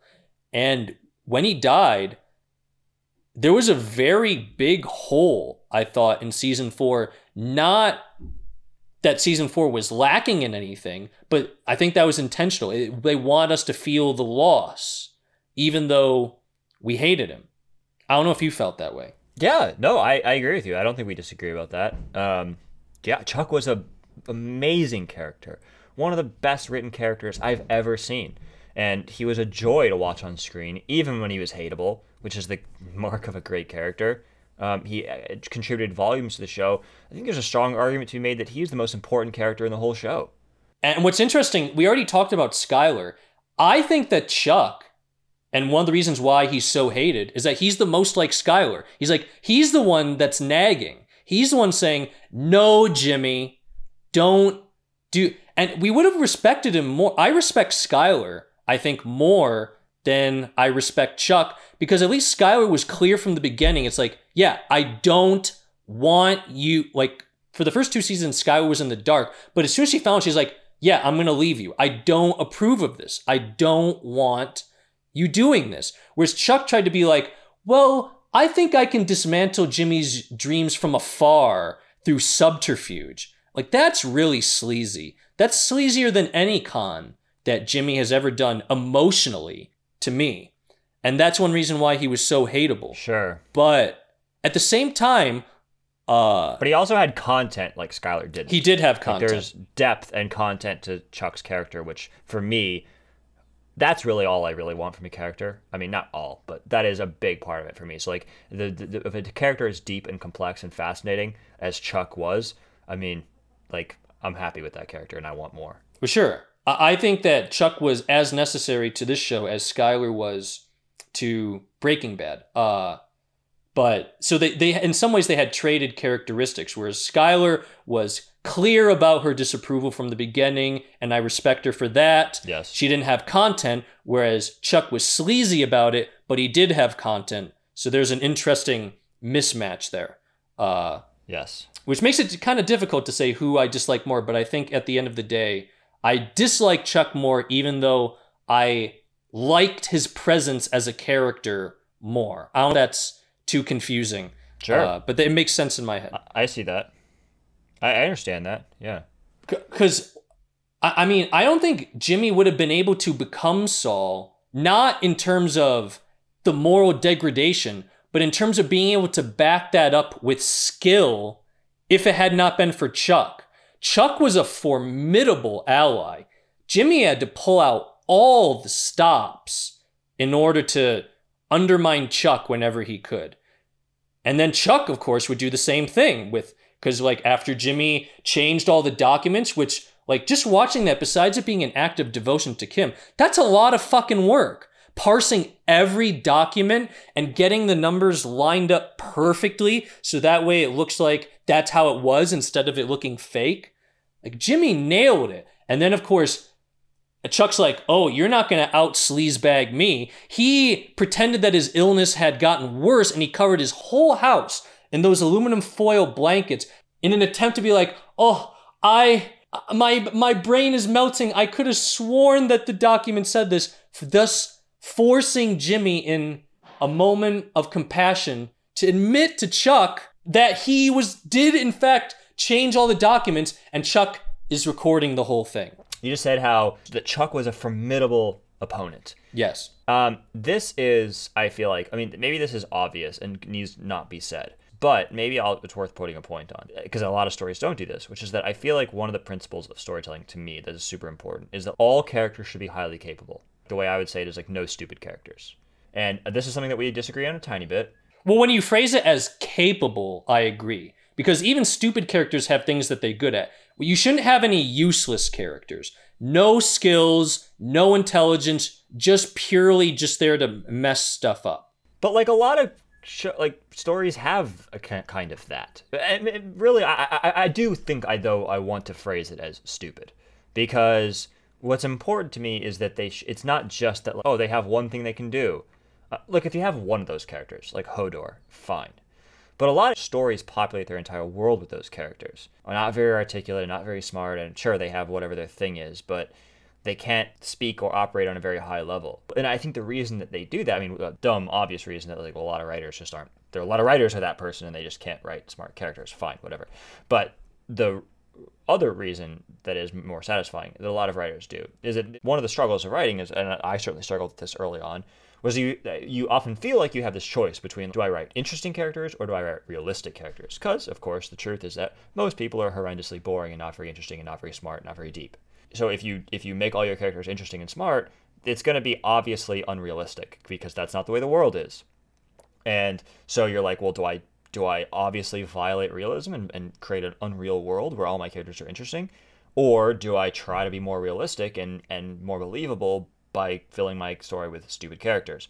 And my answer is, fuck the real world, all interesting characters. And a sort of result of that, or maybe a corollary, but maybe a result, is that you want your story to feel like it is Titans versus Titan. I don't even mean it necessarily has to be characters, although it often is. But the idea is that it should be one highly competent, capable, powerful entity versus another highly powerful, capable, competent entity, because obviously the end result is that we get some kind of stalemate. That's conflict. That they're equally matched at the end of the day. That's obvious. If they're not equally matched, then one just effortlessly defeats the other, and you have no story. But the feeling you want is that they're equally matched and also very powerful, and that therefore it is this sort of epic cosmic clash of grand proportion. The feeling that you don't want is that it is two weaklings who are equally matched. They're both wrestling in the dirt, but they're both weak and stupid and incapable. And that if someone capable were to come along, they'd be able to handily defeat both of them. And so again, it doesn't necessarily have to be two characters. It can be, obviously there are the four archetypes of conflict that we learn about in English class in high school: man versus man, man versus society, man versus nature, whatever. It can be any of those. So that's part of what the show does so great, is that like you feel like every character is super smart, super skillful, super capable. And so when they come into conflict, it's like, holy shit, it is these extremely smart, capable people facing off against each other in this neck and neck battle where it's the joy of virtuosity, really. Why is it more fun to watch, professional basketball? I mean, not for me, I don't fucking watch sports. But for most people, why is it more fun to watch professional basketball than high school basketball? It's the same result, right? You get two teams who are roughly equally matched. It's both a quote-unquote good game. Both of them can be a good game in the sense that they're closely matched. But the sensation you get when you're watching professional basketball is that it is the highest heights competing. This is the peak of skill and talent and ability facing off, and therefore the winner is the best of the best. And therefore the stakes feel higher, and that's why it's more fun. And so it's the same thing. It's like you want it to feel like whoever wins this is king of the hill. And that is part of what's so joyous about when we see, like, for example, all of these characters, but certainly Chuck and Jimmy is one of them, where they are competing at such a high level when they do finally explicitly compete, that it really feels like a substantial victory when Jimmy, quote unquote, wins. Obviously, it's a very Pyrrhic victory, but right. Well, let's talk about that moment, because we've hit a lot of the main story beats of their relationship, which was the beginning where Jimmy's taking care of Chuck, and then Chuck is shown to have been undermining him. And then what we didn't talk about was at the beginning of season 2, Chuck is deciding, I'm going to try and defy my illness because obviously I don't have anyone that can take care of me now. So he starts going into work to the extent of his abilities. And without Chuck, they wouldn't have been able to wrest Mesa Verde from Kim, thus putting Jimmy in the position where he has to try and undermine Chuck by changing the address and spending all that time doing that. And then, of course, Chuck tries to out-crazy him by covering his whole house in tinfoil, recording the meeting, thus leading to Chuck's ultimate goal, which is a trial where Chuck tries to debar Jimmy. And this is the climax of their Clash of the Titans mentality with each other. And it's pretty close. Like, you kind of were watching a show going, man, Chuck's going to actually get away with this. He's going to win. Because he's calm under pressure. He's articulate and reasonable. He sounds very reasonable, too. Where he says, like, I respect Jimmy. I love him. He's my brother. I just don't think he should be a lawyer. Should we talk about why Chuck hates Jimmy? Jimmy was a con man when he lived in Chicago. And he got in a lot of trouble. Like, in a great writing moment where they combine, like, irredeemable crime with humor, Jimmy performs what is known as a Chicago sunroof on some people that he doesn't like, which, for those of you who don't know, I did not know this before watching the show, is where you take a dump in someone's open sunroof. But of course, the problem was that the children were sitting in the back seat at the time. So this got Jimmy in a lot of trouble, and it was up to his dear brother Chuck McGill to rescue him from this situation. And Chuck thought, okay, here's what I'm going to do. I will rescue you from this scenario, and I will also give you a job in the mailroom of my law firm. You'll move with me to Albuquerque. And Chuck was hoping, okay, I'm keeping my brother out of trouble, and that is as far as his capacity will allow him to go. I am keeping my brother safe and out of trouble. Well, Jimmy kind of gains an Icarus complex, where he's like, this isn't enough for me. He's hungry. That's one of Jimmy's main characteristics. He's always hungry for more. It's never enough. In the same way it is for Alexander Hamilton in the musical. And so he attends the University of American Samoa and gets his law license. He passes the bar. This gets under Chuck's skin like nothing else. This guy who was a con man, just a grifter, someone who would scam innocent, naive, well-meaning people out of their hard-earned material objects. Now he's someone that's going to uphold the law. So, like, the way I would put it is Jimmy was a walking, talking disproof of Chuck's preferred worldview, which is that the world is just. Jimmy is walking, talking proof that the world is unjust. That what Chuck perceives as, malodorous, unctuous personality traits are rewarded. Exactly. And this gets under Chuck's skin like nothing else. And so that's why he decides, well, he's still my brother and I love him, so I can't just blatantly defy him and make sure he's not a lawyer. I'm going to do these safe little things that will slowly undermine him and make him just think that the universe is rejecting him like a bad organ transplant. And he was smart enough, Chuck was, that he got away with it for a long time. But he underestimated his brother's intelligence. You can't be a good con man unless you're really smart. It is not easy to manipulate the emotions of something as complex as an adult human being. But Jimmy is able to successfully do that. And that, I think, was Chuck's fatal flaw the whole time. Every time he underestimated Jimmy's intelligence. He's just like, oh, he's my little brother, just playing his little tricks. He's just getting along for some... Like, yes, the world's not fair, but I am the arbiter of justice, and I will fix this. That's right. And who can stand up to me? I'm Chuck McGill. And that, I think, is the root cause of Chuck's growing hatred for Jimmy. I don't think it was hatred at first. Yeah, you're right.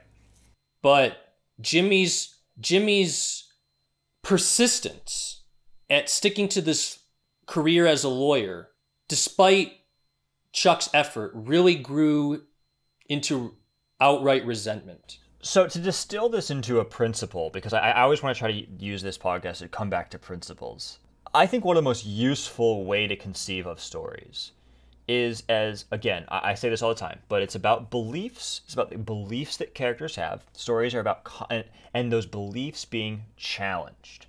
And that challenge represents a decision point. So characters have beliefs, those beliefs are challenged, that presents the character with the pressure to make a decision. This is also one of the things that makes this show great, is the characters are always under pressure to make decisions, and therefore they're very active characters.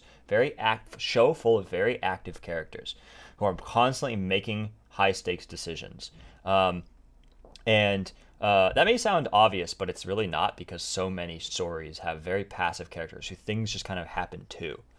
And that decision, when a character makes a decision and their beliefs has a result, and that result then informs their beliefs by either hardening the beliefs that they previously had or forcing them to change their beliefs.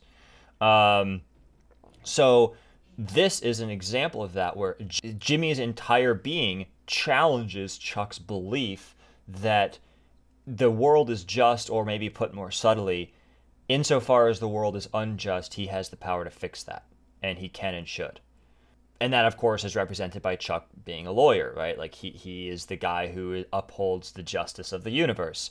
And Jimmy, of course, tainting that world of justice, the law, is the challenging of that belief. And so that is why Chuck has reached this decision point where he's faced with, and the decision he makes is to do everything he can in order to stamp out that injustice, in order to maintain his beliefs, which is usually the way that people realistically act, and therefore the way most characters act, is they try to do the thing that would uphold their belief. And when he fails, he's forced to alter his beliefs and conclude that the world is unjust and he's powerless to do anything about that. And that is ultimately what topples him, is that he cannot live with that fact. He can't live with that worldview. It's too much. And of course, there's some other subtleties along the way, but that's the ultimately what Chuck's arc is. Exactly. So we reach the climax of Chuck's journey in the trial where Chuck tries to get Jimmy's law license taken away permanently. This is the thing that Chuck has wanted the whole time. This has been his engine. Even despite his illness, he has had a one-track mind. We've reached it here in this episode in season 3. And when you watch the trial, you think he's going to get away with it.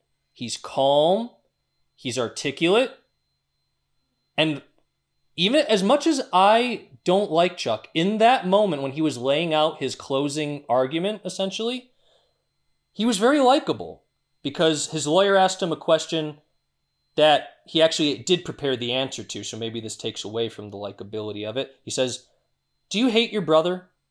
And of course, we all should know by now that the answer really is yes. He has a hatred for everything that Jimmy represents. But he says, no, he's my brother and I love him. I just don't think he should be a lawyer. Is that really so bad? But Jimmy sneaks up on him. He underestimates his brother's intelligence and the lengths to which he's willing to go. You would think by now Chuck would have learned the lengths to which Jimmy would go to undermine him. However, this is another moment that upends another of his long-held beliefs, which is he believes that his illness is, and he states this explicitly, is a physical reaction to stimuli. It's only hinted in season 1 that this is not the case. hinted. But Jimmy puts the nail in the coffin, thus collapsing Chuck into entropy in this moment where he has Huel, who we see for the first time, plant the battery inside his suit jacket pocket. It's fully charged and active the whole time, but Chuck did not feel a damn thing. So, to congeal this into sort of a pointed concept here, I feel like this is such a great example of how to write a fatal flaw, right? This is his fatal flaw. Chuck's fatal flaw, his hamartia, if you will, is that he chronically underestimates Jimmy. And so where this comes from is that he has to underestimate. It's not just that he just makes a mistake, right? We talked about in the Game of Thrones episodes about how characters should not just oops, right? They don't just make mistakes. And that's the difference between a fatal flaw and a oops, is that he has to make this mistake. Why? To not make this mistake would be to undermine his belief system. His belief system is that, to quickly rehash, the world is just, and he is the arbiter of that justice, or is one capable arbiter of that justice. And if he acknowledges the extent of his brother's capacity, it would be in some degree acknowledging that that is not true, that his belief is not true, that the world is unjust because his brother, who is this bad guy, was able to accumulate all of this capability, and that it means that he has to actually try in order to defeat him, try hard, and maybe even lose, even if he does try hard, and that means that he is not the capable arbiter of that justice, and that can't be true. One needs to adhere to his beliefs. So it's the blind spot in his beliefs. He has to act out. He has to underestimate Jimmy so as to not violate his beliefs. Exactly. And this is also a big point, not only in Chuck's journey, it'll almost be over at this point. It's also a big point in Jimmy's, because this is another big step to him becoming Saul.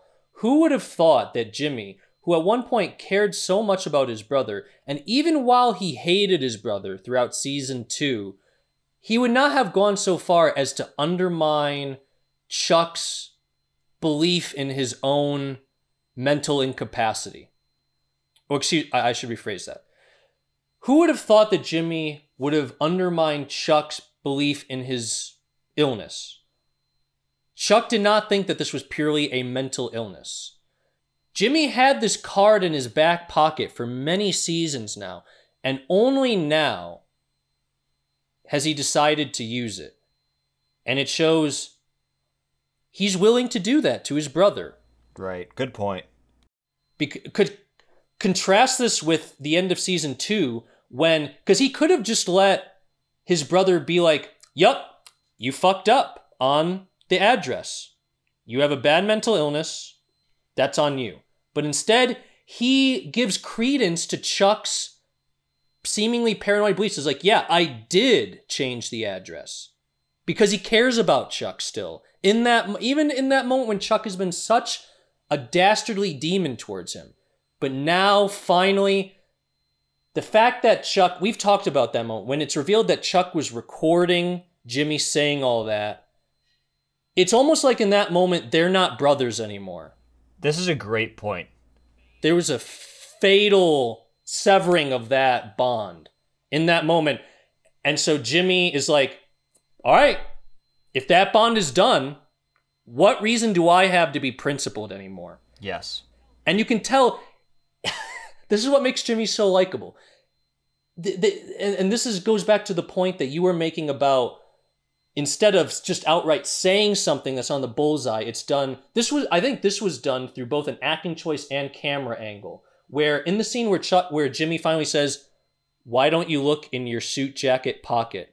There's a reverse shot, because before the focus had been on Jimmy from Chuck's perspective. But in this one moment, it's a close-up on Jimmy, and you see Chuck in the background, and Jimmy hesitates for a moment before finally he says, "Why don't you look in your suit jacket pocket?" As if he regrets pulling the trigger. Yes. He knows that, that's he's crossed the uncrossable line at that moment. Yes, great point, man. So, the function that Chuck's illness ultimately serves in the story is to be that uncrossable line. It's the one sacred thing where it's like, okay, everything else, do whatever you ruin my relationship, fight with me, fuck up my law practice, but don't challenge my sanity. Because that is the most sacred thing to Chuck, is his sanity and his mental capacity. And everything else in a certain sense is kind of fair game, but not that. And Jimmy respects that throughout the whole thing. But once that line is crossed and he feels that Chuck has severed their bond as brothers, you're right, exactly right. Then he can pull that lever and he's able to go to a level of ruthlessness that even Chuck thought he was incapable of. And that is the way that he underestimates him. So it's like that is the function that Chuck's illness served. They needed to embody, to instantiate, and again, the way they do it, of course, is in this brilliantly specific, quirky, eccentric way.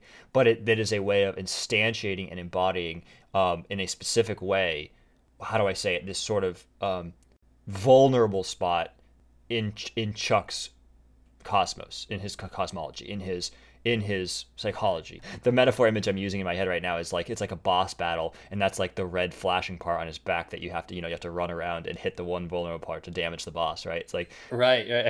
It's like that's his weak point, that's his vulnerable point. And if you're battling in good faith with him, you won't hit that. But of course, And the show is able to write with such complexity, because even after that line is crossed, first by Chuck at the end of season 2, and then by Jimmy in the middle of season 3, and then by Jimmy again when he plants the thought in the insurance agent's head that there's something wrong with Chuck, thus causing their insurance to go up. Even in the last episode of season 3, Jimmy tries to break bread for what turns out to be the final time with Chuck.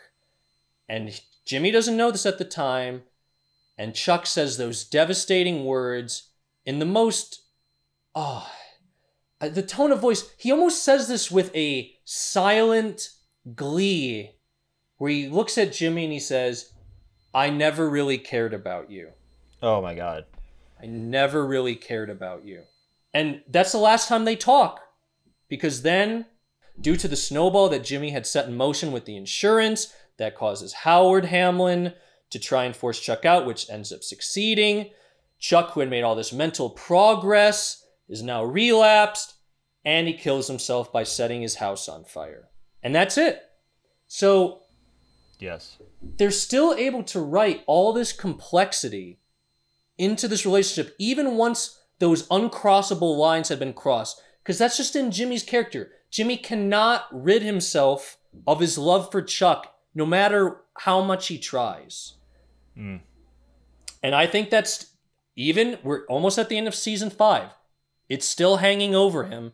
And I think that's the reason why in season 4, Chuck's death left a giant gap, an intentional gap, not a gap due to lack of good writing, an intentional sense of loss hanging over not only that season, but until now. I think Chuck's death was the final impetus that pushed Jimmy McGill into Saul Goodman. Absolutely. Yeah, that's a great point. It's interesting, though, that my interpretation, I think, was slightly different. I kind of felt like Chuck was fully dead to him. I remember, because part of, I think, maybe why you had thought that I didn't feel like his absence was felt, was because they really made a point in season 4 of showing how unmoved by Chuck's death Jimmy was. And maybe your perspective was that he was hiding it. But my perspective, I think, was that he really wasn't that moved by it, because Chuck died to him before Chuck actually died. And he dealt with that grief in season 3. And so when Chuck actually died, it was like, yeah, he's just a guy now. He's a stranger. He's not my brother anymore. Well, partly the sense of loss to me was not so much, because yes, I agree with you, because obviously there's that hilarious flippant line that Jimmy says to Howard Hamlin after Howard is like weeping. He's like, "I think that Chuck may have done what he did because of me." And then Jimmy just looks at him and goes, "Well, I guess that's your cross to bear." And then he just starts feeding his fish. Yes. Whistling happily while everyone else is left in shock. That was so brutal. But yes. So the sense of loss wasn't so much hanging over Jimmy, as is evident when he finally, at the end of the season, gets his law license back. At the first meeting with the bar association, he doesn't mention Chuck, and that leads them to think he's insincere. And then when he does bring up Chuck, and it's revealed after he gives that moving speech about Chuck, about how he can never live up to Chuck, he's bragging to Kim. He's like, oh, those suckers, they bought it. Oh, what losers. I manipulated them. So the loss wasn't so much felt on Jimmy's end, but where is Jimmy's counterbalance now? He's kind of reigning supreme. Sure. It felt in season 4 that he was just... I mean, the thing that was holding him back was the fact that he couldn't practice as a lawyer, which was a formidable opponent, I guess, in and of struggling to make ends meet. And that's what forced him to do the more outright sleazy things of like selling burner phones. Well, I think that's the trajectory we're on now, is that Chuck served as this rate-limiting factor on how much he could run away as Saul Goodman. And now that Chuck is gone, he can just rev the engine full speed, or so he thinks. And him now we're in the midst of him going, well, fuck it, I'm just going to press pedal to the metal because why not? I can now. And what's going to happen is that he's going to hit a wall. He's going to run full speed and that wall, of course, is going to be Kim's demise in some capacity, which I'm kind of leaning at this point toward. I think that they're going to kill her. Sure. And just to put a button, because I brought up this point a while back, but I want to sort of put closure to it. Jimmy would not have been as good of a con man without his law license if he hadn't had to fight against Chuck. He would have gotten caught, but he's more adept. He's more... Because he did get caught when he was younger. He did the Chicago sunroof, and his good brother Chuck had to bail him out. But now that he's been up against arguably one of the brightest minds in the country, he's able to be a more successful con man. And like we talked about this in El Camino, and we should talk about this with Saul, because they're doing this by the episode now. Every fucking episode, they do the thing where they put you in the middle of a plan that someone is enacting, and you're like, what is going on here? Whether it's Mike, and now for the most part, it's usually Jimmy now Saul. It's getting longer and longer, too. Like, at first, I felt like it was like, early in the show, it would be like a couple minutes, and then they would kind of reveal, like, oh, this is what they're doing. And now it's like, they make you wait, like, half the episode before you figure out what's happening. We need a name for that technique. Mystery plan, I guess. I don't know. I don't want to call it mystery box, because even though that might be, like, I have so much hatred toward the mystery box technique. There's so many negative associations. By the way, let's just fit in that obligatory every episode. Fuck J.J. Abrams. Let's just get that in every episode. Anyway. Yeah, he's more of a con man than Saul Goodman. Like, Lost was just one big... Oh my god. How long can we con people? And as you said, the answer was, like, what? It started in 2004 and ended in 2010, so 6 years? Yeah, the answer is forever. Yeah, but that's just me a running joke with this show. Just every episode we find a way to say fuck J.J. Abrams. Fuck J.J. Abrams. Exactly. And the plans are getting more and more sophisticated. And Jimmy's battle with his brother Chuck has kind of led him to be like tempered steel. Like, now he's a one-man army. And like, not like, to bring it back now to this season, he's able to easily dispatch with these professional, world-class lawyers with it's nothing. It's just like wiping dust off of his shoulder.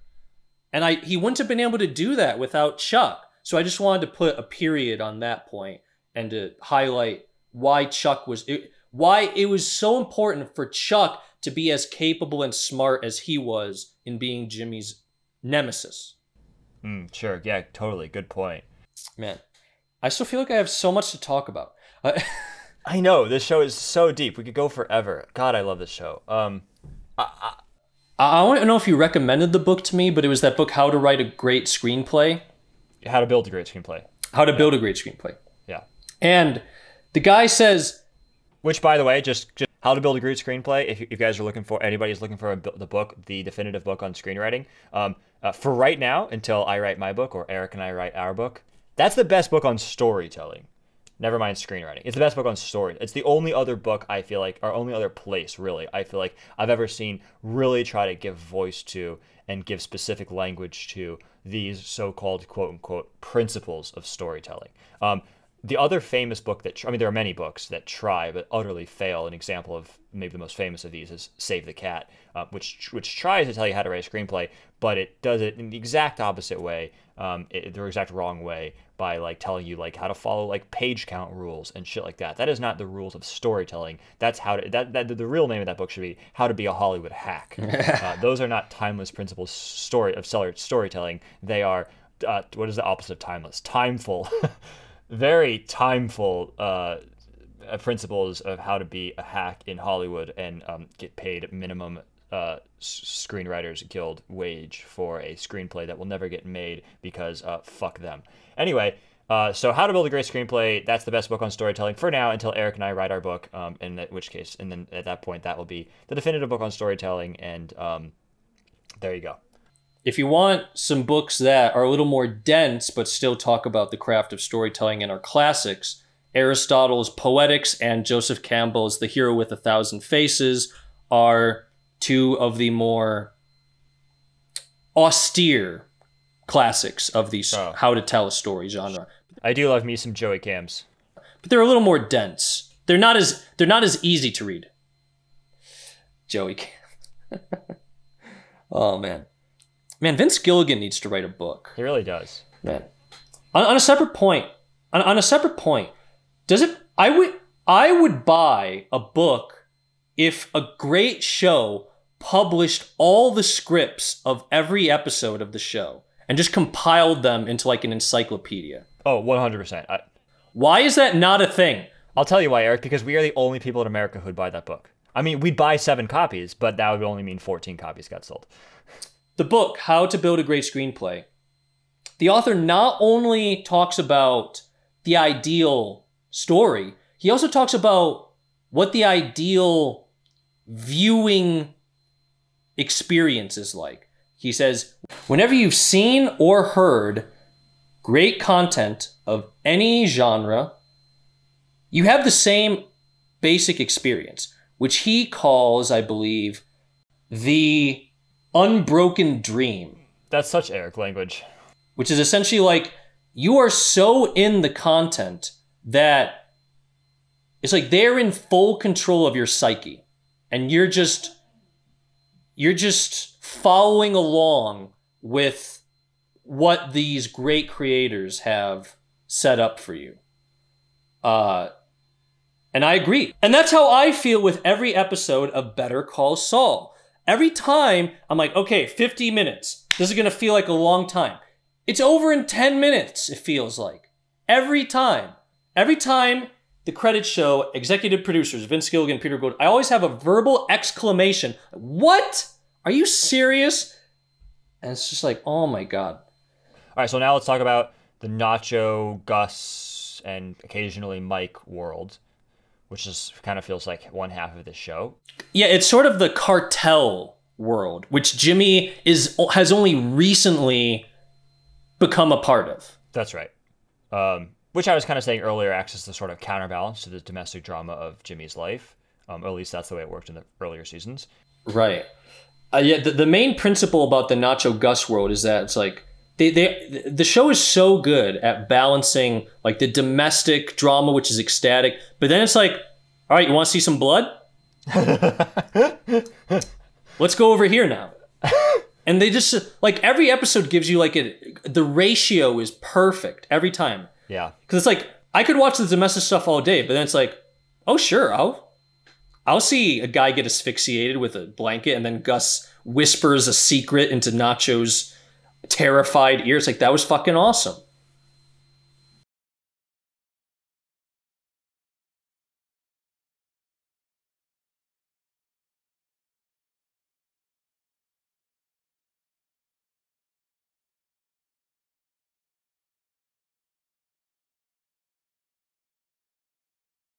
Nacho's such a great character that they introduced in this show. He's great for many reasons, but he's just another example of this. Again, this is just going to be sort of rehashing a rule I already said, but the pressure to make decisions, like it's I can't emphasize enough how that is the essence of drama. So all of his plot lines just again embody that so much. Like the obviously the ultimate example within his arc is when Hector is threatening his dad, and so he knows that he has to get rid of Hector. So we have this big question mark: what is he gonna do, and is he gonna pull it off? And that is just ecstatic. Like, and the specific structure of that, like the way I just said it, where the pressure to make the decision is established first, and then it lingers, and it's allowed to linger for a sec. This big pressure, like, what is he gonna do? What's he gonna do? Let's find out. Then we find out what he does, and then we find out, does it work? And in that order. And it has to be in that order. Well, it doesn't have to, but when it is, that's when it's most ecstatic. And that is one of the things that, again, this show just does so well. It hits those beats in that order every time so flawlessly, which are just, again, like maybe this sounds obvious, but just so many stories don't do that. They just like things happen to the characters, or if they have the pressure to make a decision, it kind of is rolled into the decision, where it's like they sort of reach a decision point, and then they make the decision sort of immediately, and it all just kind of happens, bam, bam, bam, like that, and we never get to bask or sort of simmer in that pressure for a sec. What's so great is like the characters simmer in that pressure for episodes at a time. Right, where it's like we know, so it's introduced the struggle of, okay, Hector is threatening Nacho's father, and of course, what's Nacho's first instinct? He goes to his father and tries to get his father to get out of town, but then his father refuses, and he's like, I'm not running, I'm not leaving. That whole thing, I mean, one thing it does, of course, is it just establishes the fact that he has no other choice but to deal with it in the way that he does, or some similar fashion. But another thing it does is it just gives us time to simmer. It's just giving us time to simmer in this feeling of like, oh boy, pressure's on, baby. What's he gonna do? It's just cranking the dial of stakes. It's like almost, it feels like it's like applying tension to a rubber band. It's like, how far can we stretch this before it breaks, baby? Just keep stretching, and that tension more and more tense, so that when it's released and it snaps back and the plot lurches forward, it's just like, oh my god, so much tension is being released, and it's so. Mm-hmm. And the other point I want to make about Nacho is something that's ecstatic to me in storytelling is when things that at first seem peripheral all of a sudden feel like they're the most important thing that happens. We already know that Hector Salamanca ends up in a wheelchair, and Nacho just kind of seemed like he was just tagging along with the cartel, and then it turns out he is the reason that Hector Salamanca, one of the most memorable TV characters of all time, Nacho is the one who put him in that wheelchair. That's right. You began this whole episode by posing this question of, how do you handle the prequel problem? How do you, even though the conclusion is foregone, we know where it's going, how do you make that story interesting?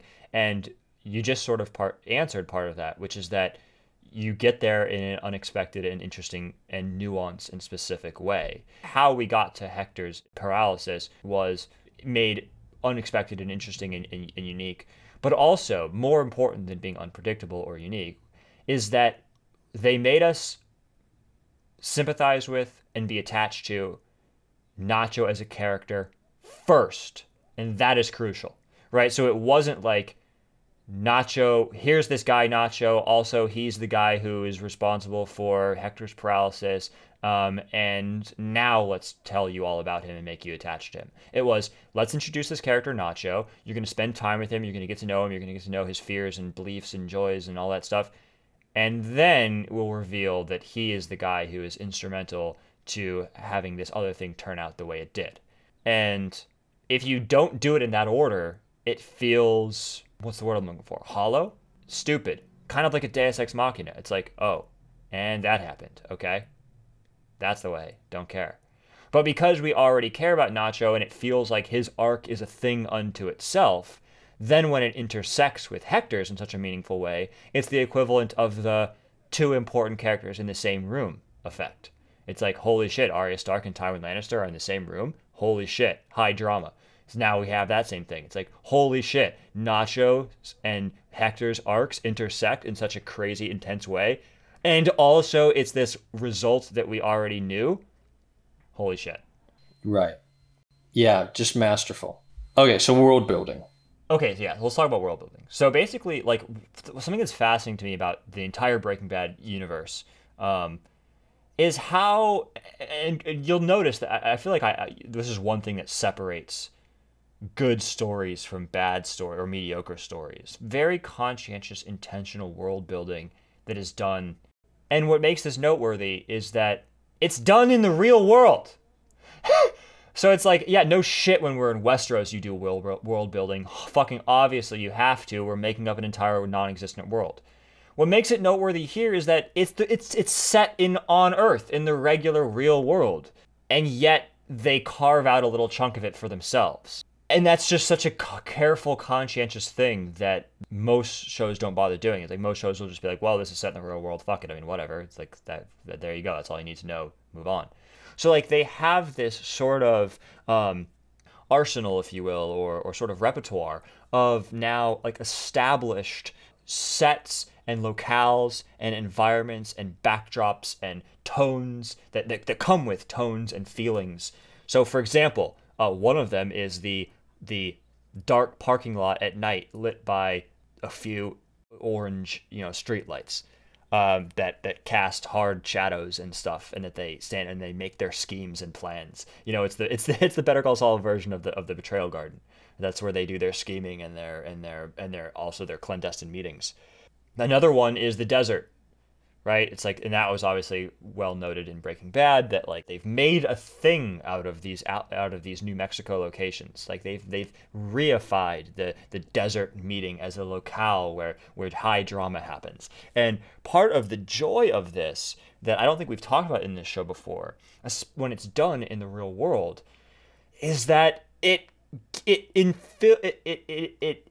breathes magic into the real world. Exactly. That lingers even after you're done with the show, which is fucking awesome. Sure. Yeah. This was started in Breaking Bad, where besides having clandestine meetings in parking lots, they always have clandestine meetings also in like shitty motel rooms or hotel rooms. Like when Walt goes to get the gun that's untraceable because it has the PIN number scratched off. He meets, I think the actor's name is Jim Beaver. He's like a really famous TV. He just shows up in like every TV show as this certain type of character. And then Mike, I think, also meets with them early on in Better Call Saul for the same reason. And then when one of the more charming things, Mike decides not to buy one of the guns, and he wants to pay Jim Beaver for his services anyways, but Jim Beaver says, no need, I make my money on return business. And then it's just over. Right. So then to take that principle to its logical end, and maybe I'm the only one who feels this way because I have a very profound sense of place. Like I feel the gravity of a place whenever, like if I see a historical site or it's usually a place of great human activity where I feel this the most. But Breaking Bad can make me feel that in locations that would otherwise have felt just mundane. And so it's like now whenever you're in a shitty motel room, it's like the Breaking Bad Better Call Saul magic seeps through the cracks in the walls and enhances your own life. Right. It's like maybe a clandestine gun deal happened in this room.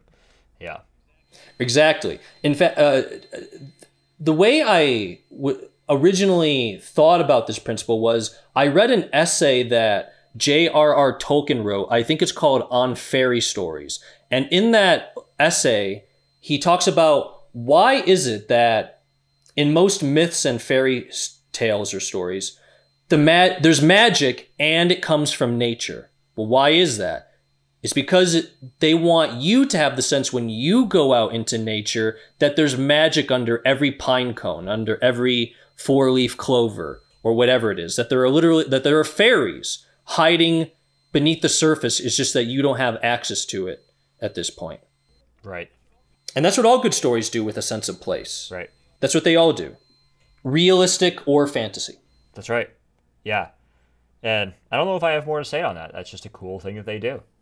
Maybe we should talk about like specifically how they create that feeling, because that's not necessarily super obvious. What are they doing that other lesser writers wouldn't have that creates that feeling? I mean, it's not just setting a scene in a hotel room. Not any scene set in a hotel room done any way will create that feeling. So what specifically are they doing to create that feeling? Well, this is where it starts to get a little more abstract and starts to get at a principle that I first heard articulated by Andrew Stanton, one of the founders of Pixar and one of their best animators and writers. For instance, he wrote and directed Finding Nemo and WALL-E, a lot of other great stuff. Anyways, he did a TED Talk where he said when he was a young kid, he watched Bambi. And in that movie, he saw something that he had not seen before and that cannot be artificially created, which is a sense of wonder. And so this is where you start to get into like the spiritual, non-technique based parts of writing, and more just has to do with like, have you captured a great idea that feels like it always existed? Yeah, but I'm unsatisfied with that, because there's always a way to there's always a way to identify the specific concrete things that are creating a feeling. Right, because I'm dancing around it because it gets to the point where it's like any scene that you write that feels archetypal, that feels like it was passed on through thousands of generations of oral storytelling and lore, or that's like, as a metaphor that you once used, it's like the story that's on stone tablets that one day you find has washed down the clear river and is disguised amongst the pebbles. It has that feeling to it, but it's like as far as like what concrete techniques you use to make that, that's one of those things I'm not so sure about. Do you have an idea? Sure, so I can try to get at it. I don't know if I can fully do it, but okay. So part of it, and this is not all of it. Part of it is motif. So part of it is it's the same. It's a similar principle as in like music composition or songwriting, where part of how you breathe identity into something is simply repeating it. So it's not just that they have one late night parking lot betrayal meeting.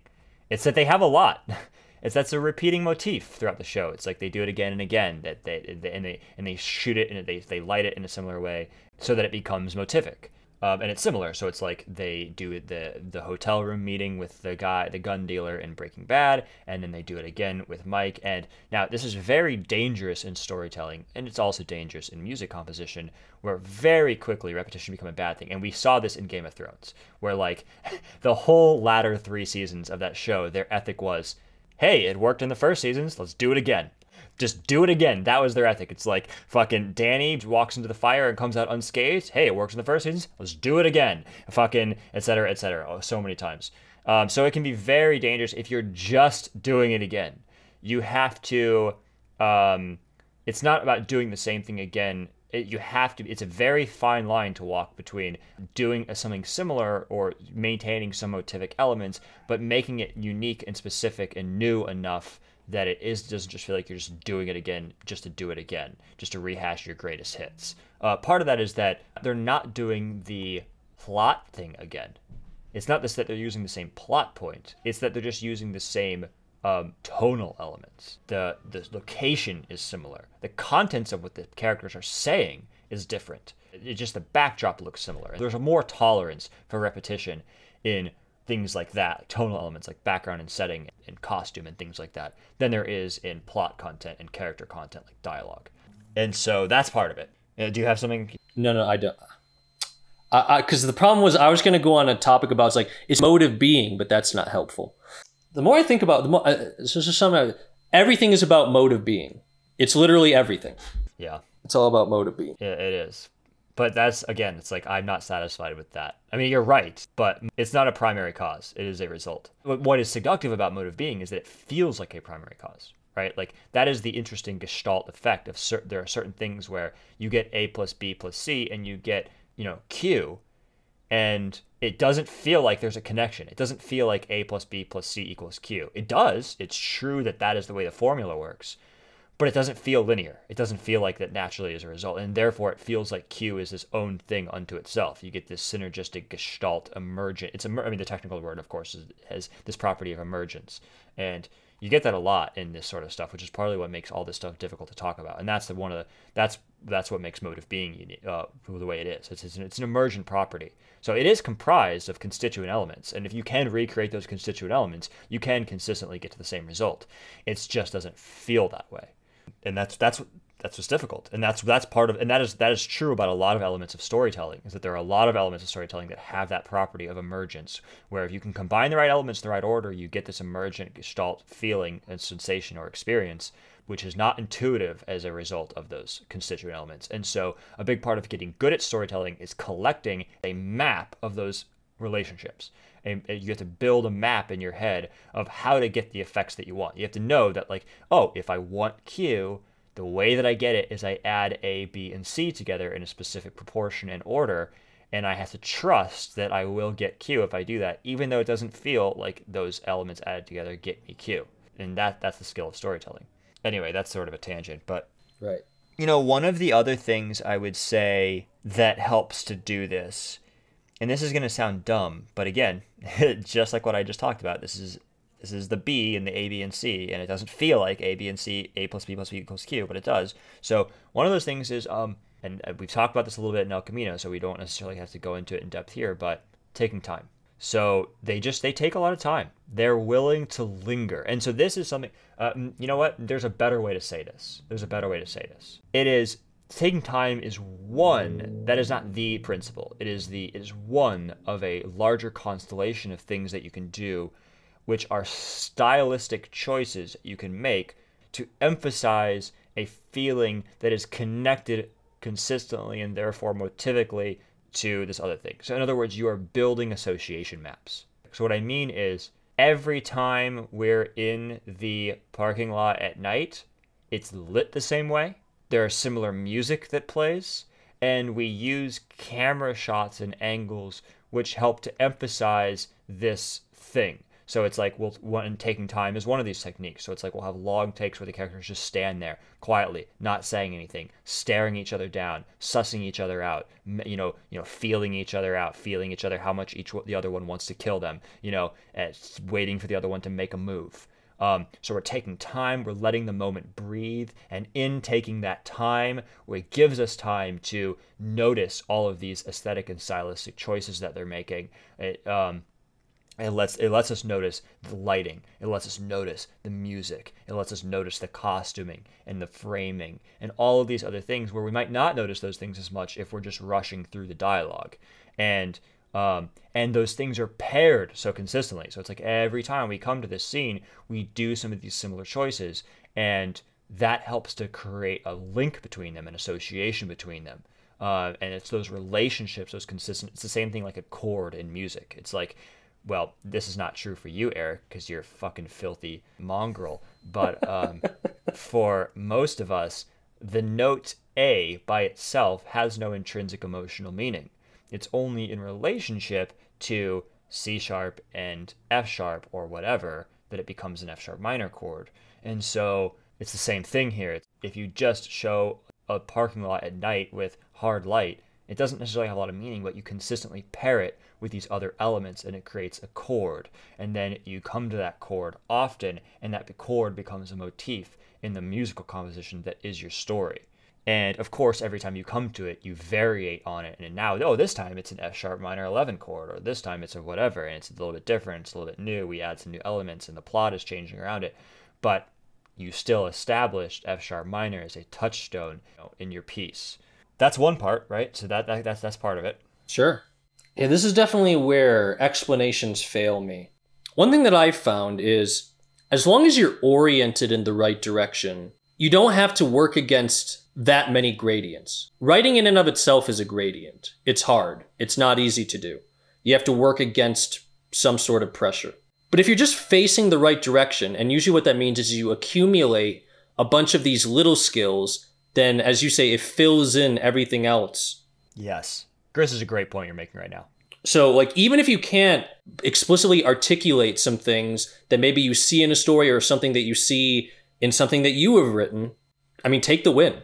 It means that you're looking at the right star, so to speak.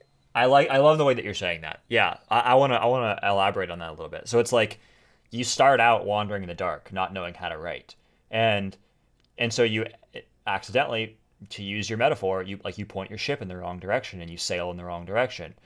And the problem is that you don't know you're sailing in the wrong direction, so you can spend a long time going in that direction thinking you're going to find India or whatever, right?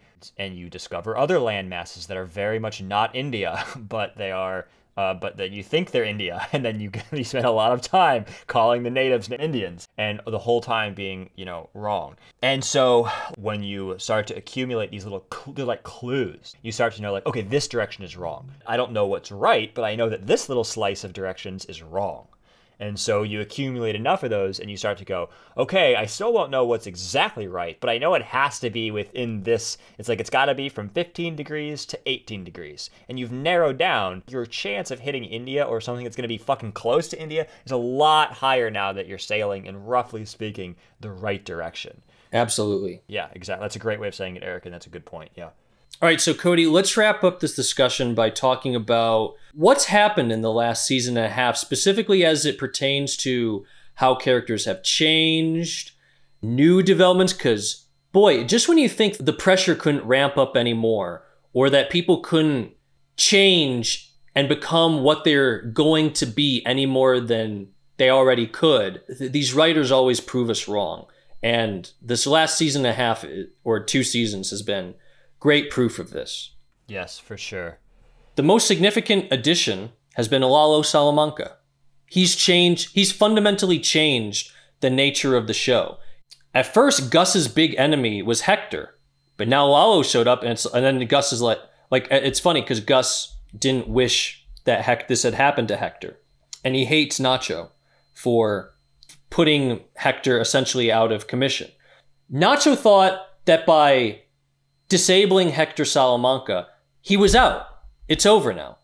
But then not only did Gus bring him into the fold in that truly horrifying scene where he asphyxiates his partner, Nacho's partner, and then just says in 4 sentences, he gets his point across, 4 brief sentences. I know what you did. The Salamancas, they have not. You understand? From now on, you are mine. And then walks away. Oh my God. So sinister. It's one of the best scenes in television. I know we say that about every scene, but this scene truly was. It really, that's true. I mean, this show owns if they're the top 1,000 scenes in television, this show owns 100 of them. Yeah, it totally does. So not only was Nacho not out in terms of Gus bringing him into his fold, because obviously Nacho worked for the cartel and now Gus is having him serve as a double agent, but he thought that by getting rid of Hector, it's all right, phew, the most terrifying person, he's gone now. But not only does he now have to contend with Gus, but now Lalo Salamanca makes Hector look like insert wimp word here. He's so terrifying. And now Gus has this new frightening character to contend with. And it'll be interesting to justify. Here's another one of the thrilling things about a prequel. Because obviously Lalo Salamanca is not in Breaking Bad as a character. The reason they put him in Better Call Saul is because Saul, when Walt and Jesse kidnap him and bring him into the desert to extort him, Saul thinks he's being kidnapped by Lalo, which is evidenced by him saying, "Are you Lalo? Lalo Salamanca?" Or he doesn't say Lalo Salamanca, but he says "I'm a friend of the cartel" in Spanish. What's going to happen to Lalo? It's almost like they've turned what's bad about prequels on its head, because when most people go yeah, this character's not going to be in the main thing, so therefore it's boring. With Lalo, I'm how the fuck are they going to justify him not being in the show? That's almost thrilling to me, how they're going to accomplish that. Yeah. Because they got 1 season and 2 episodes to tell me, and I have complete trust that they're going to do it in a way that's really satisfying. Yeah, that's true. That's a good way of putting it. It's they can put themselves into sticky situations that they then have to get out of, and that's exciting. Yeah. And so the addition of Lalo Salamanca into the show has fundamentally changed the nature of the show. Specifically, the rewards of that are being reaped in this most recent season. Because whereas Jimmy McGill only had one confrontation with the cartel at the beginning of the show with Tuco Salamanca, now in this season, he's becoming more explicitly in that world. The first time we realize that he's stepped into that world and he might not be coming back is that visual metaphor we see in episodes 2 and 3 where the ants are eating that ice cream cone. You had a really good way of explaining that metaphor that I didn't think about. Can you remind me of that? Yeah, so I think the metaphor in that episode, or the ice cream cone in that episode, basically represented innocence, for lack of a better word, or maybe better put, not because obviously Jimmy wasn't innocent at that point, but like the last shot at innocence, the last shot at being not wrapped up into this hell world. Right, because he was a sleazy lawyer, and he was using techniques that would not be frowned upon in the legal world, but he just wanted to be that guy who helped the poor criminals, and that's what he wanted his life to be. That's not as real as being involved with the cartel. Yeah, big difference between just being that guy and being a friend of the cartel. Because like at that point, like he'd kind of been like free. It was like a turning point, right? Because like, he had gone through all the drama with Chuck. That was behind him. He'd got his law license back. Him and Kim were on good terms. Everything was pretty good. It was like, we're there. We're clean sailing. We're good. Everything's good. We're okay now. So it's like if he could have just dodged that bullet, he would have been safe.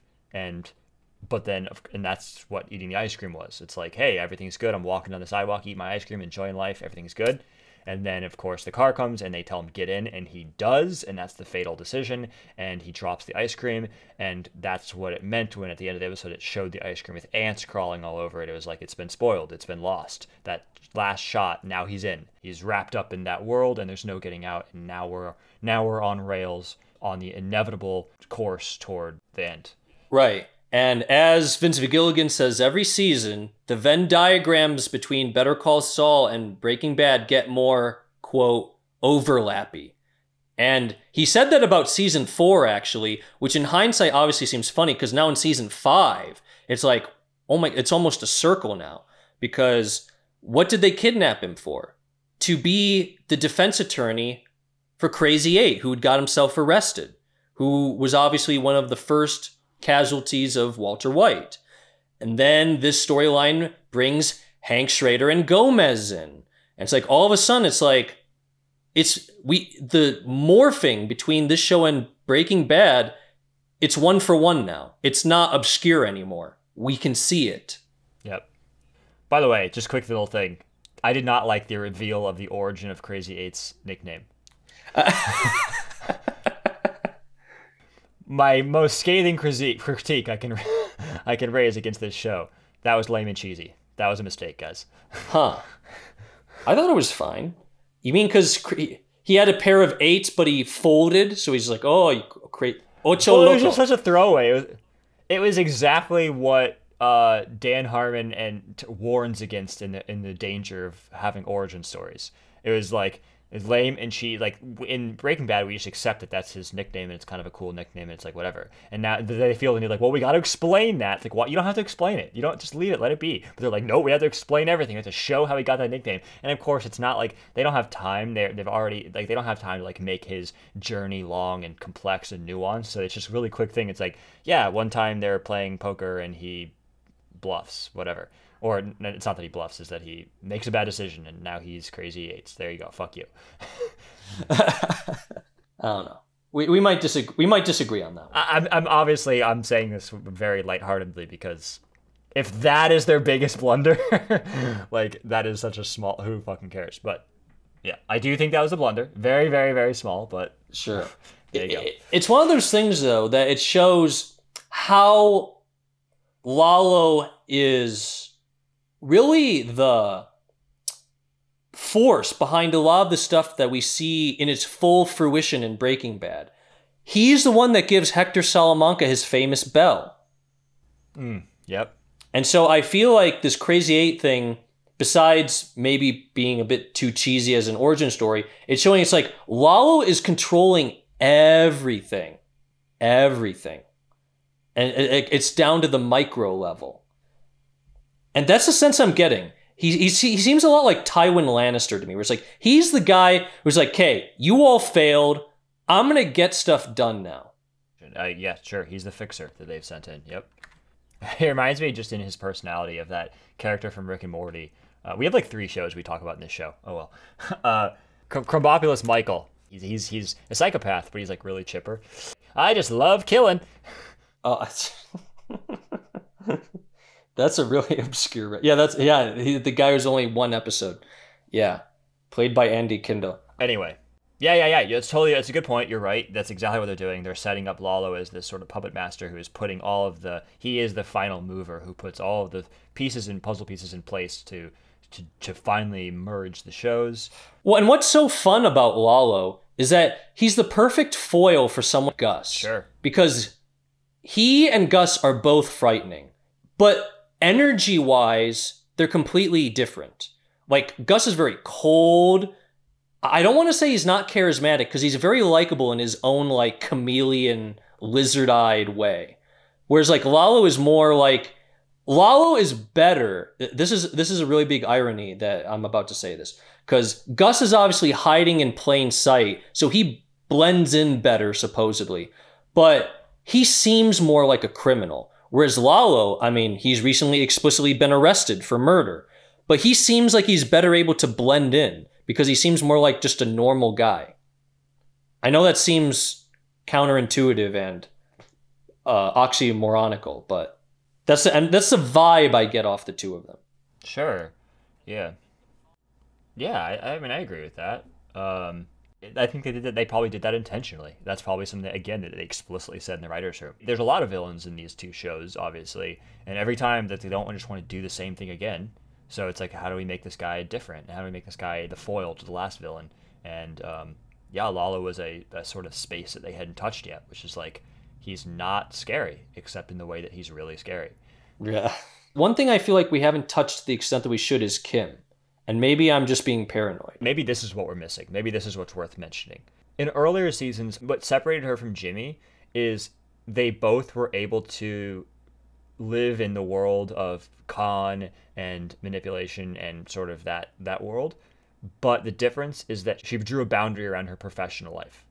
Right? So she said, I'm okay with that. That's all fun and games. As long as she had 2 rules. It was as long as it's done like from an honorable place. So it's like, we don't actually cash the check. We don't actually steal the money. We just do it for fun. And B, not in my professional life. Not in law. And Jimmy started out agreeing with the first one, but not the second one. And then he has started to change a little bit on that first one. But he always was okay with bringing that into his professional life. And part of what has changed, which is interesting and is unintuitive, and I would therefore count it as a subversion. I'm guessing they did this intentionally.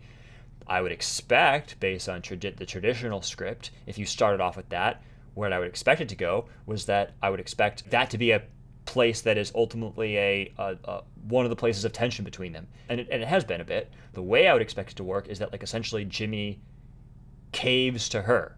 Like the Walt Skyler dynamic, where she's the one trying to sandbag him, she's the one saying not in my professional life, and he sort of reluctantly has to give in to her or whatever, or if he doesn't, that's what creates the problems. But fucking no, that's not what they've done. I mean, they did a little bit earlier, but now what's happened, the recent twist, which I loved and I thought was she fucking came to him. Yeah, in season 5, Kim's big journey is her client, Mesa Verde, wants a call center, but this one guy, Acker, won't get off his land. And she really sympathizes with this guy. She tries to be professional and just do her job, but she kind of has an affinity for this guy. And she can't keep him on his land herself. He just doesn't trust her. She's an establishment lawyer figure that he hates. So she recruits Jimmy to try and do what she can't do. But eventually she calls it off because she doesn't, like you said, her boundary is her professional. She's like, this is too much. But Jimmy goes ahead and does it anyways. Well, hold on. You're getting ahead of us. Hold on, because I want to point out to the fact that she does call it she does ask for it in the first place. I just want to put a point on that. I mean, I know you said it. I just want to emphasize that because that is I think the important part. I think that's more important than the fact that she called it off. Because I think in earlier seasons, she wouldn't have done it at all. Sure. Okay. You know what I mean? Like the fact that, like, yes, she reneged on that decision, but the fact that she said to Jimmy, like, there was that moment at the end of that episode, I think, because he goes, well, I guess there is this one other option. She's like, what is that? It's like the nuclear option. We could attack Kevin personally, and get dirty. But he's like, but you don't want to do that. And then he goes to walk into the kitchen and she goes, Jimmy, wait. He's like, do it. And that moment for me was like, holy shit. She came to him. I was not expecting that. I thought it was so deeply baked into her character. I thought she would never cross that line. She would never do that. And when she did that, I was like, holy shit. This is a big move for her. I did not expect it. I loved it. And yes, the next episode she reneges on that. But the fact that she was even for a moment willing to entertain that, and that felt like a change to me. And that felt significant. Sure. So even though Kim reneges on the agreement, Saul/Jimmy decides to go ahead with it anyway, and he has that's planned for him because he's like, then they can't possibly say there's a conflict of interest because I blindsided you too, and I actually did blindside you because you told me to call it off and I didn't.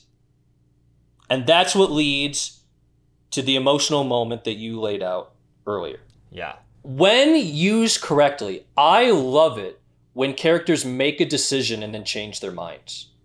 It feels so human. It's such a nice little touch because that's an example with Kim where she says, okay, let's attack my client personally.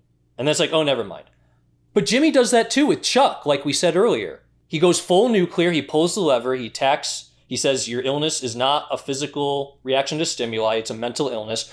But then in the last episode, he tries once again to apologize. And Chuck even calls him out for that. He's like, you'll always hurt and then feel badly about it and try to apologize. It's what you do. It's in your nature. And I always love it in stories when characters change their minds. It's the ultimate expression of humanity, I feel like. Interesting. Because it's what makes storytelling so good, because in a lot of ways, stories are an abstraction of real life. They don't actually reflect real life. And in a lot of ways, that's good because it cuts out all the boring parts. And what's the first thing you learn in storytelling? A character has an engine. They have a desire that, as you would say, is also backed up by a personal philosophy, a set of ideas that they have. And their whole thing is they want to go out and bring their vision into reality. That's their desire. That's what they want. They want something. But it's a nice human touch, an example of the real world leaking into stories in a great way when you have a character selectively and dramatically have little moments where they doubt themselves and change their minds. It's like, abort the deal. I don't want to do this anymore. Somewhat obscure example in modern culture that I also see this is in Wagner's Ring of the Nibelung. The second opera, the Valkyrie, the title character, Brunhilde, a Valkyrie, she has lots of moments where she's like, okay, I'm going to do this. And then she has her mind changed. And then she's on this other track and she has her mind changed again. And every time it happens, when it's used correctly, it just touches something really deep inside. It's so exclusively human. Like, you don't see foxes like change their minds. Like, the only other example I've seen of like non-human characters do this is in the Tree of Life. There's a famous scene where it goes back to the creation of the universe, and then there's a brief scene between two animated dinosaurs where there's a wounded stegosaurus, and a predator dinosaur is like, oh, free food. So he goes to eat it, and he steps on the stegosaurus's head. But then in that moment, the dinosaur changes its mind. It's like, no, not this way. And obviously it can't talk, so it doesn't say that, but it does that in dramatic motion, and it walks away. And it's like, this was the first act of empathy ever. Interesting. It's really moving to me. I think that might be neutral to me, but it's interesting to me that that is so significant to you. I feel like it's especially interesting because I don't know if I've ever explicitly heard this said, but it seems like it's kind of baked into a lot of the sort of elementary things that you learn about storytelling in like a storytelling 101 class, that like you shouldn't do that. That like a second guessing is a sort of miniature version of coming back to life, of like going backwards. And so this seems like a sort of advanced concept. Right. And of course, if I had to extract a principle of when you should do it, the way you should do it is to satisfy both the humanity and the story. And the way I think most consistently does that is when it's too late. The pieces are already in motion. Ah, right. So they make decision A, they act on it, they set something in motion, but then they change their mind, but now it's too late. So they regret what's happening. Right. And what's great, what the great stories do, and Better Call Saul does this all the time, is they make it seem like either course of action is plausible. So, like in this case between Kim and Saul, where she calls off the deal, it's not clear that, oh, it's already in full motion, it's too late to stop it. It very well could have just ended right there. But when they did it anyways, when Saul did it anyways, I believed that, yeah, he was going to do it anyways. Though it very well could have just ended right there. So that reneging on the initial choice was in and of itself dramatic. Sure. Which is just A+ storytelling. Yeah, that was, whew. to do the Erik Mario jump. Whew. Yeah, I mean, we could talk about this show for hours, but we should probably wrap it up now. So, yeah. Last thing we'll say, if we want it, is maybe, I guess I do have some if I had to, I guess I have some very small, maybe critiques, if I had to try to levy them. I actually would disagree that this is the greatest show of all time. To me, this is the greatest show on TV right now. The greatest show of all time is still Game of Thrones seasons 1 through 4. And I'll tell you why. The difference is philosophy. What this show lacks is, we talked about this in El Camino, and I hate to say this because this is going to sound scathing, but it's really not meant to be too scathing, because obviously we've well established our love for the show and how great we think it is. It's kind of just entertainment. At the end of the day, it feels a little pulpy. And this show feels less pulpy than Breaking Bad. Significantly less pulpy. But Breaking Bad was pulp. It was pulp. And what I mean by that is that like it's not trying to make some grand artistic statement. They're not really trying to get at ideas, right? It's just to tell a story and entertain you so that you can waste a few hours of your miserable life. And entertainment is a noble endeavor. In a million years, when all the problems are solved and physics is worked out, fun will be the end game. You know, it is the ultimate end. It's not trying to be like super high art, philosophical novel of ideas, whatever. And that's okay. But there are higher heights to be reached for. And so, for example, I think like the first 4 seasons of Game of Thrones were extremely entertaining and had every ounce of craft that this show has. And also they were actually getting at some ideas. Now, this show, I think, does that more than Breaking Bad. But there's still more it could be doing it, I think. Yeah. So that's what I'd say. Sure. But yeah, that's not like a point against it, because, as we talked about before, one way of thinking about stories is like, what do they set out to do? And this show doesn't set out to do that. So it's like, it's hard to count that against it, because it's not trying to be that thing. And that's okay. Not everything has to try to be that. It's succeeding at what it's trying to doing, with flying colors, and essentially flawlessly. So, Right.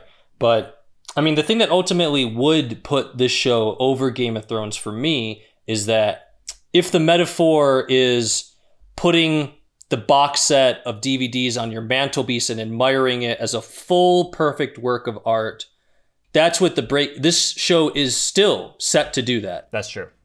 Whereas, unfortunately, Game of Thrones did not stick the landing as a complete unit. That's absolutely true. Yes. Anyway, so yes, you're absolutely right. I mean, that is maybe more than anything else I've ever seen. That is what's amazing about really all of the Breaking Bad properties now. But especially this show is perfection all the way through. nothing has been spoiled. I mean, nothing has been ruined. Nothing has been tarnished. And presumably they're going to stick the landing again. And when this show is complete, they're going to have 3 perfect things that you can. And and there is absolutely something to be said, as we've talked about before, about this thing of having a completed thing that's perfect from beginning to end, and you just get to hold it and look at it and cherish it and love it, and it just gets to be this fixture, which is just like, yep, there it is, bask in its glory. Wonderful. Okay, this is just an extra little bonus section here at the end. We just watched episodes 9 and 10, and now we're going to give our final thoughts on the whole season, the penultimate season of Better Call Saul, all together, all at once, all in mind. Go. Gestalt impressions this season so far. What do you give it? Did they nail it? So I can confidently say at the end of this 5th season that they're on their way to the hat trick, or whatever the thing is for. They're batting a perfect game. Sorry, you don't bat a perfect game. You pitch a perfect game. I don't know baseball. Shut up. Whatever, man. They're florbing a perfect game. We're not fucking sports people. Yeah, they're florbing a perfect game. It's fine. Yeah, it's 10 out of 10, 100 out of 100, perfect batting average. So episode 9 for me contained one of the most emotionally powerful scenes in all of television. And it wasn't a big scene. I think it was the first scene of the episode where all of a sudden Jimmy gets a signal, and then he calls Kim, and he just basically says, "Yeah, I'm okay," and she starts crying for Jimmy.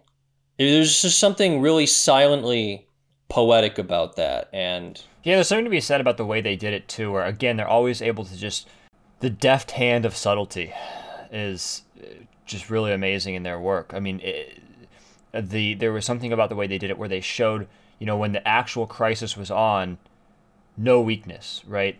Kim was professional and put together, and it was only in the next episode, later, after he was known to be safe and she was alone, then we were given a little glimpse of that. And that was obviously done completely intentionally. That was a craft decision.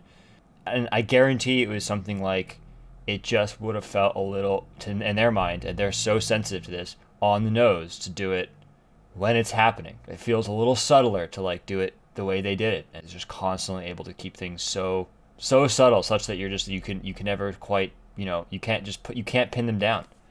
Yeah, that's probably the element that makes the show one of the best, if not the best of all time, is that for every moment they know exactly where to put the dial on the click, or where to place things that you just said. Because that scene could have very easily been overwrought.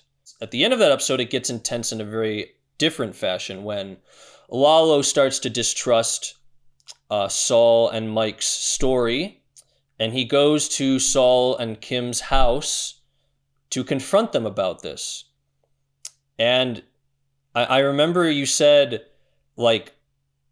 one of the things that makes things really powerful is when you don't mention things at all, like when you said that Saul and Kim never explicitly say, "I love you," to each other. It's purely through things like Kim crying when Saul or Jimmy makes that brief phone call.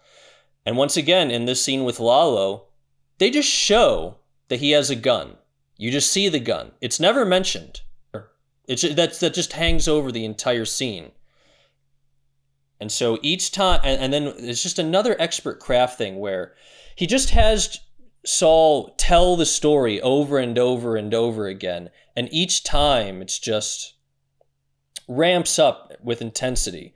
Because, everyone knows what's happening.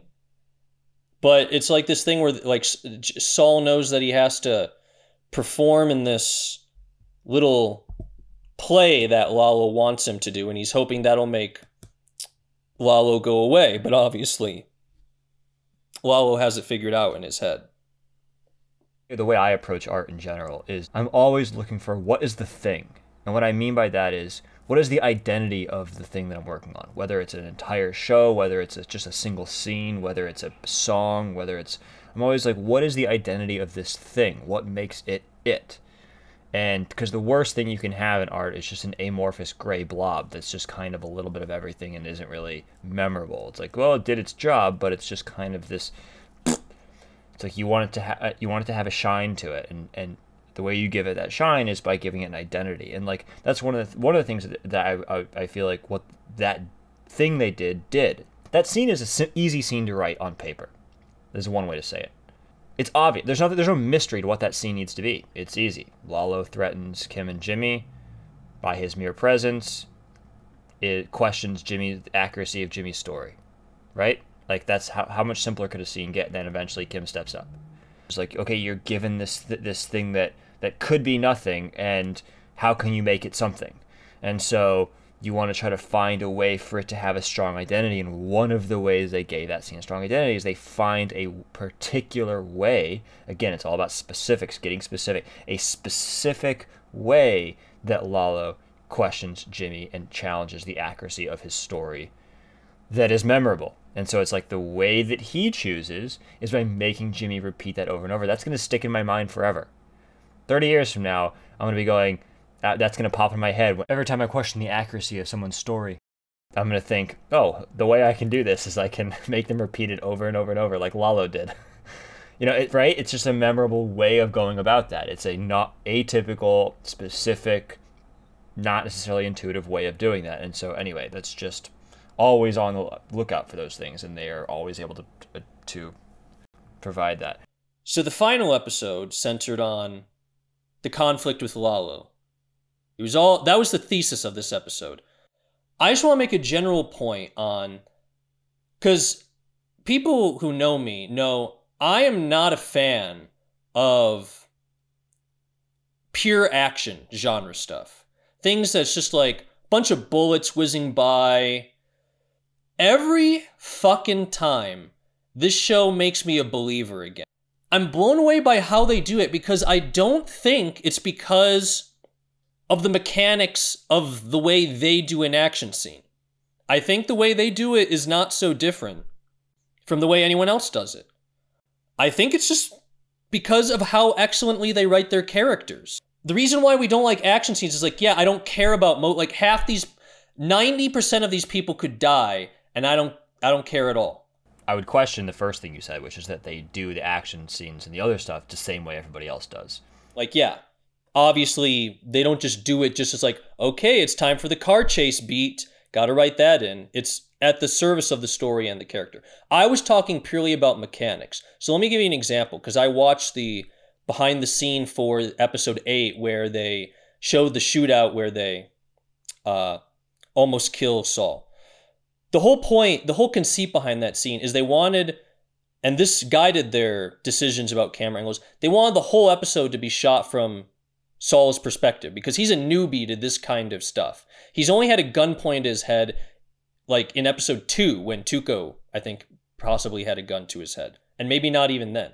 So this was like really traumatic for him. So they wanted to show it from his perspective. It's like, this is a first time someone's seeing this type of action up close. That mechanic is not new to Better Call Saul. If I had to cite an example of this, it would be like Children of Men. There's a famous long shot that follows the main character as he runs through a war zone, that type of thing, which was a great scene in Children of Men. I love that. That's what I mean, purely about mechanics. They're using the same chess pieces that everybody else is using. So it's like, what is the difference between a master chess player and a novice chess player? The master chess player is not using pieces that are out of the grasp of the novice. What makes the master is they just know the perfect thing to do with each piece in each moment. And so it's like, yes, they're using the same mechanical things that everybody else is using. They're just using the right ones at exactly the right moment all the time, right? That's the difference. Yeah, and so yes, I mean, there's a lot of great stuff from these last 2 episodes.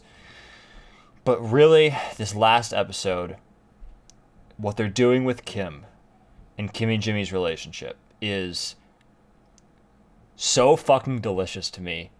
It's the most delicious direction they possibly could have taken with it. Frankly, I just didn't think they'd have the balls to do that. And they're doing it. And let me explain. And I'll try to make this brief. Since the beginning, one of the primary engines of the show, as we've mentioned, is the relationship. And the fact that we know, or, we feel with some strong degree of confidence that Kim is not in Breaking Bad. You're not around at that time. So we know that she has to go away somehow. And that's a big source of, ongoing anticipatory drama. The obvious way that every fucking hack writer would have gone with is that Jimmy's descent into Saul and moral profligacy drives her away. And you can see them torturing us with their knowledge that that's what we're expecting. And this is a whole technique unto itself that we could talk about. But it's where there's this really deep level of subversion that you can get to, where you know what the audience is expecting and you give it to them and then pull it away. And when you do it in a certain way, it's fantastic. In the first place, I feel like, or not maybe not the first, but one of the places I remember seeing this most strongly exemplified was in Ex Machina. If you remember, in that movie, it happens a couple times in that movie, but the strongest moment I felt like was something like 1/3 of the way of the movie or so. The main character, and I don't even remember his name, cuts into his own arm on the suspicion that he may be a robot. He's not a robot, but he does it anyway, and discovers that he's not. What's happening there? At that point in the movie, everybody is thinking, oh, I know how this ends, he's a robot. We've all seen a million movies, we've all seen a million sci-fi thrillers. We all know that that is one of the 6 ways that a movie can end, right? It's like, he thought he was a human, he's actually a robot. He thought he was he's actually a robot who thought he was a human who thought he was a robot, but he's actually a robot, human, robot. And so they give that to us. They're like, oh, okay, we're going to put that thought in the character. The thing that you're thinking, we're going to have the character anticipate that and then disprove it. When they do that, it's like, you're like, holy shit. What's one of the most frustrating feelings as a story consumer? When you feel like you're the guy yelling at the TV, like, no, you idiot, do this, right? Yeah, it's the idiot plot. Exactly. Your goal as a writer should be to always avoid that. One of the most satisfying ways is if not only are the characters not doing the dumb things that make you yell at the TV, but it feels like they're responding to your thoughts. You have a thought, you're like, oh, I see it, I understand it now. And at that same moment, they see it and understand it too. And then they can act on that fact, that knowledge, or presumed knowledge, and be either proven wrong or right. Doesn't matter. The point is they were on top of the game, and it feels like they're alive and smart and capable when that happens because they had the thought at the same time you did. Anyway, that's all a way of saying that they did that here with Kim. They know that we are expecting them to break up or something like this, and they tortured us. How many times in the last 3 episodes have they given us little moments where we thought, okay, this is where they break up, right? That they had that big fight at the end that we talked about, where at the end of we think they're going to break up, and then they go, or we could get married. It's like, oh, you got us.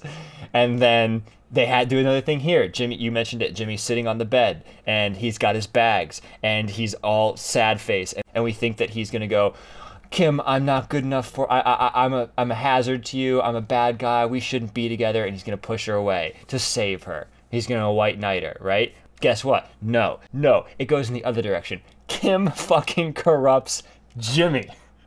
Amazing. 10 out of 10. Just as an aside, I thought when you started this whole monologue by saying something like, this fucking show, I thought this was gonna lead up to a criticism. But no. You did the thing to me, Cody. Oh my god, it's so meta. It's so meta. Oh my god. Part of what feels dangerous and unexpected about that is that it feels like it's very much going against not just trope, but archetype, right? And of course, the difference between trope is purely on the cultural level, and archetype is woven into our DNA. That the woman is not supposed to be the bad guy. Or not the bad guy, but the one who, corrupts the guy, right? The man corrupts the woman. That's just, we all know that's just the way it works. Right. And just to be clear, when you say Kim corrupts Jimmy, you're talking about her baiting Jimmy about Howard Hamlin. It's like, we should do more to fuck up his life. That's what you mean, right? Yeah. Okay. Predictions. Let's do it. Predictions for season 6. How's it going to all wrap up? Here, I'll go first. I'll be the the brave person who sticks my dick in the blade vortex first. Here we go. Ready? I think here's where it's gonna go. I think the Kim pulling the trigger on the Kevin personal attack for the Mesa Verde case, and then reneging on that decision, and pulling back, but too late, as we discussed in length earlier, was foreshadowing for the bigger move that's going to happen in season 6. Specifically, I think they're going to go through with this Howard Hamlin thing, do something awful to Howard, and then when it's too late and it's done, Kim will go look down and see the blood on her hands, figuratively, of course, not literally, and go, holy shit, what have we done? You have corrupted me. And I think that's the way they're going to play it, that ultimately Jimmy will have quote-unquote sort of corrupted her, but she won't realize it until it's too late, and she'll go, I can't believe I went this far. I can't believe we did this. And ready, I'm going to get really specific here. And before the ramifications of that can play out within the course of their relationship, she'll get killed. Here's my prediction. Lalo's coming for him. He sees snakes in every shadow. I think Jimmy's going to just torch the relationship. He sees Lalo coming. There's no way to save it. He just has to sever the relationship, and it's going to be fucking heartbreaking. He's going to use everything that he has learned in his life as a con man. All of those tools he's going to use on Kim.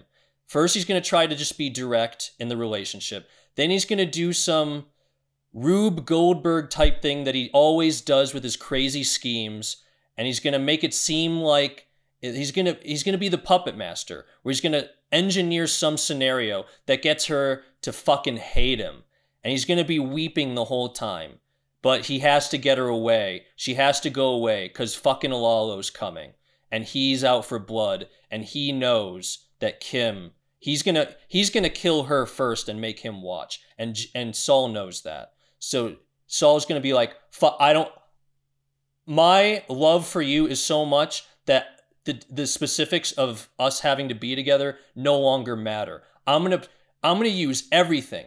I'm gonna use everything that I use to sever my relationship with Chuck, with Howard Hamlin, with everyone, and I'm gonna use it on you, Kim. He's not gonna say that.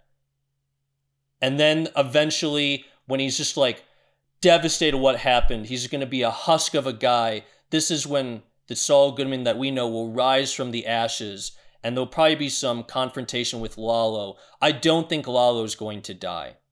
And the reason I don't think that is, and we talked about this earlier, the reason why Lalo even exists as a character is because of a one-line reference to him in Breaking Bad, when Walt and Jesse take him out into the desert to threaten him, and he goes, "Oh, are you Lalo?" And then he says, "I'm a friend of the cartel," in Spanish, just like he does in this episode. And I don't know why he would say that if he thought Lalo was dead. So Lalo's somehow going to be put away. It's going to be like a Cape Fear kind of thing, where something's going to happen where he's put away.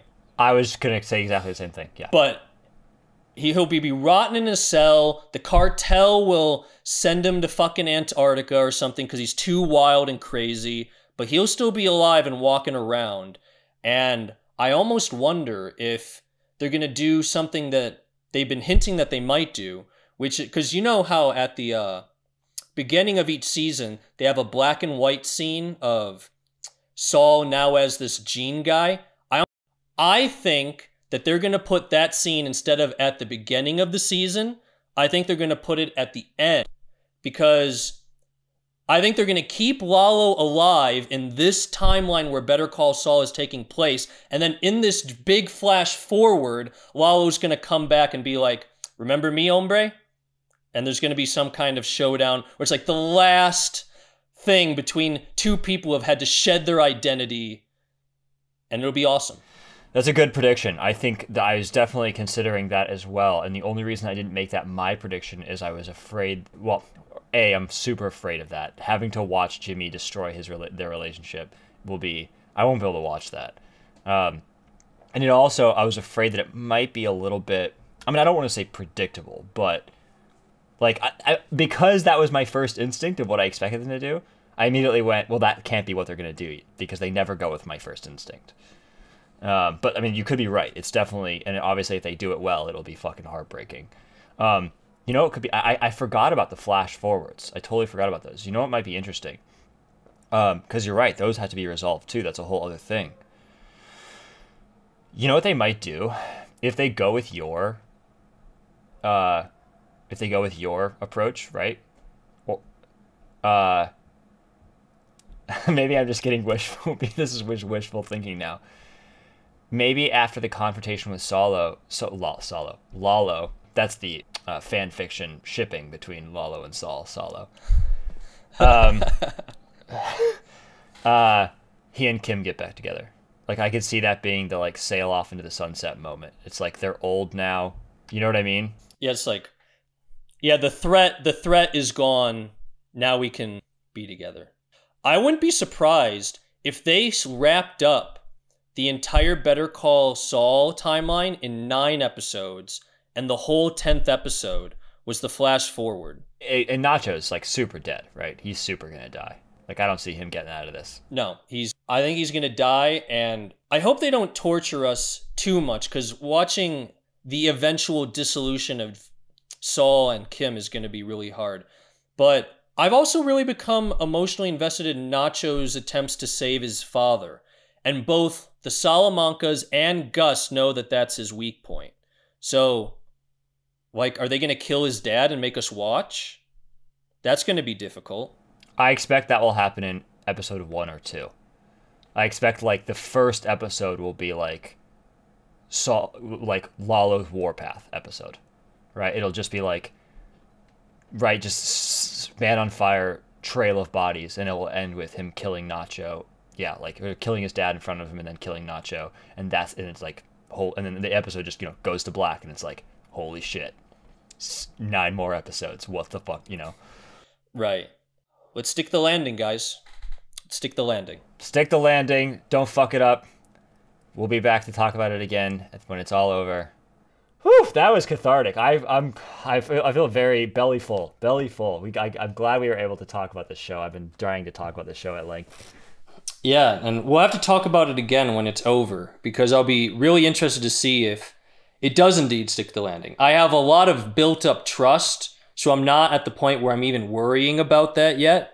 But, I mean, anything can happen. They're being very careful, it seems. So, looking forward to it. Indeed. All right. Well, thank you for going on this journey with us, everybody. Next time, we'll be talking about... Tiger King? Yeah, that's what it is. Tiger We're talking about Tiger. Oh, fuck. Fuck that show. God, what a norm. I tried to watch it. Who cares? God, I don't. It's the ratings, man. It's the ratings. You gotta talk about something so you can get those viewers. Ooh, another Tiger King content. Yeah. All right. Till next time. See you guys.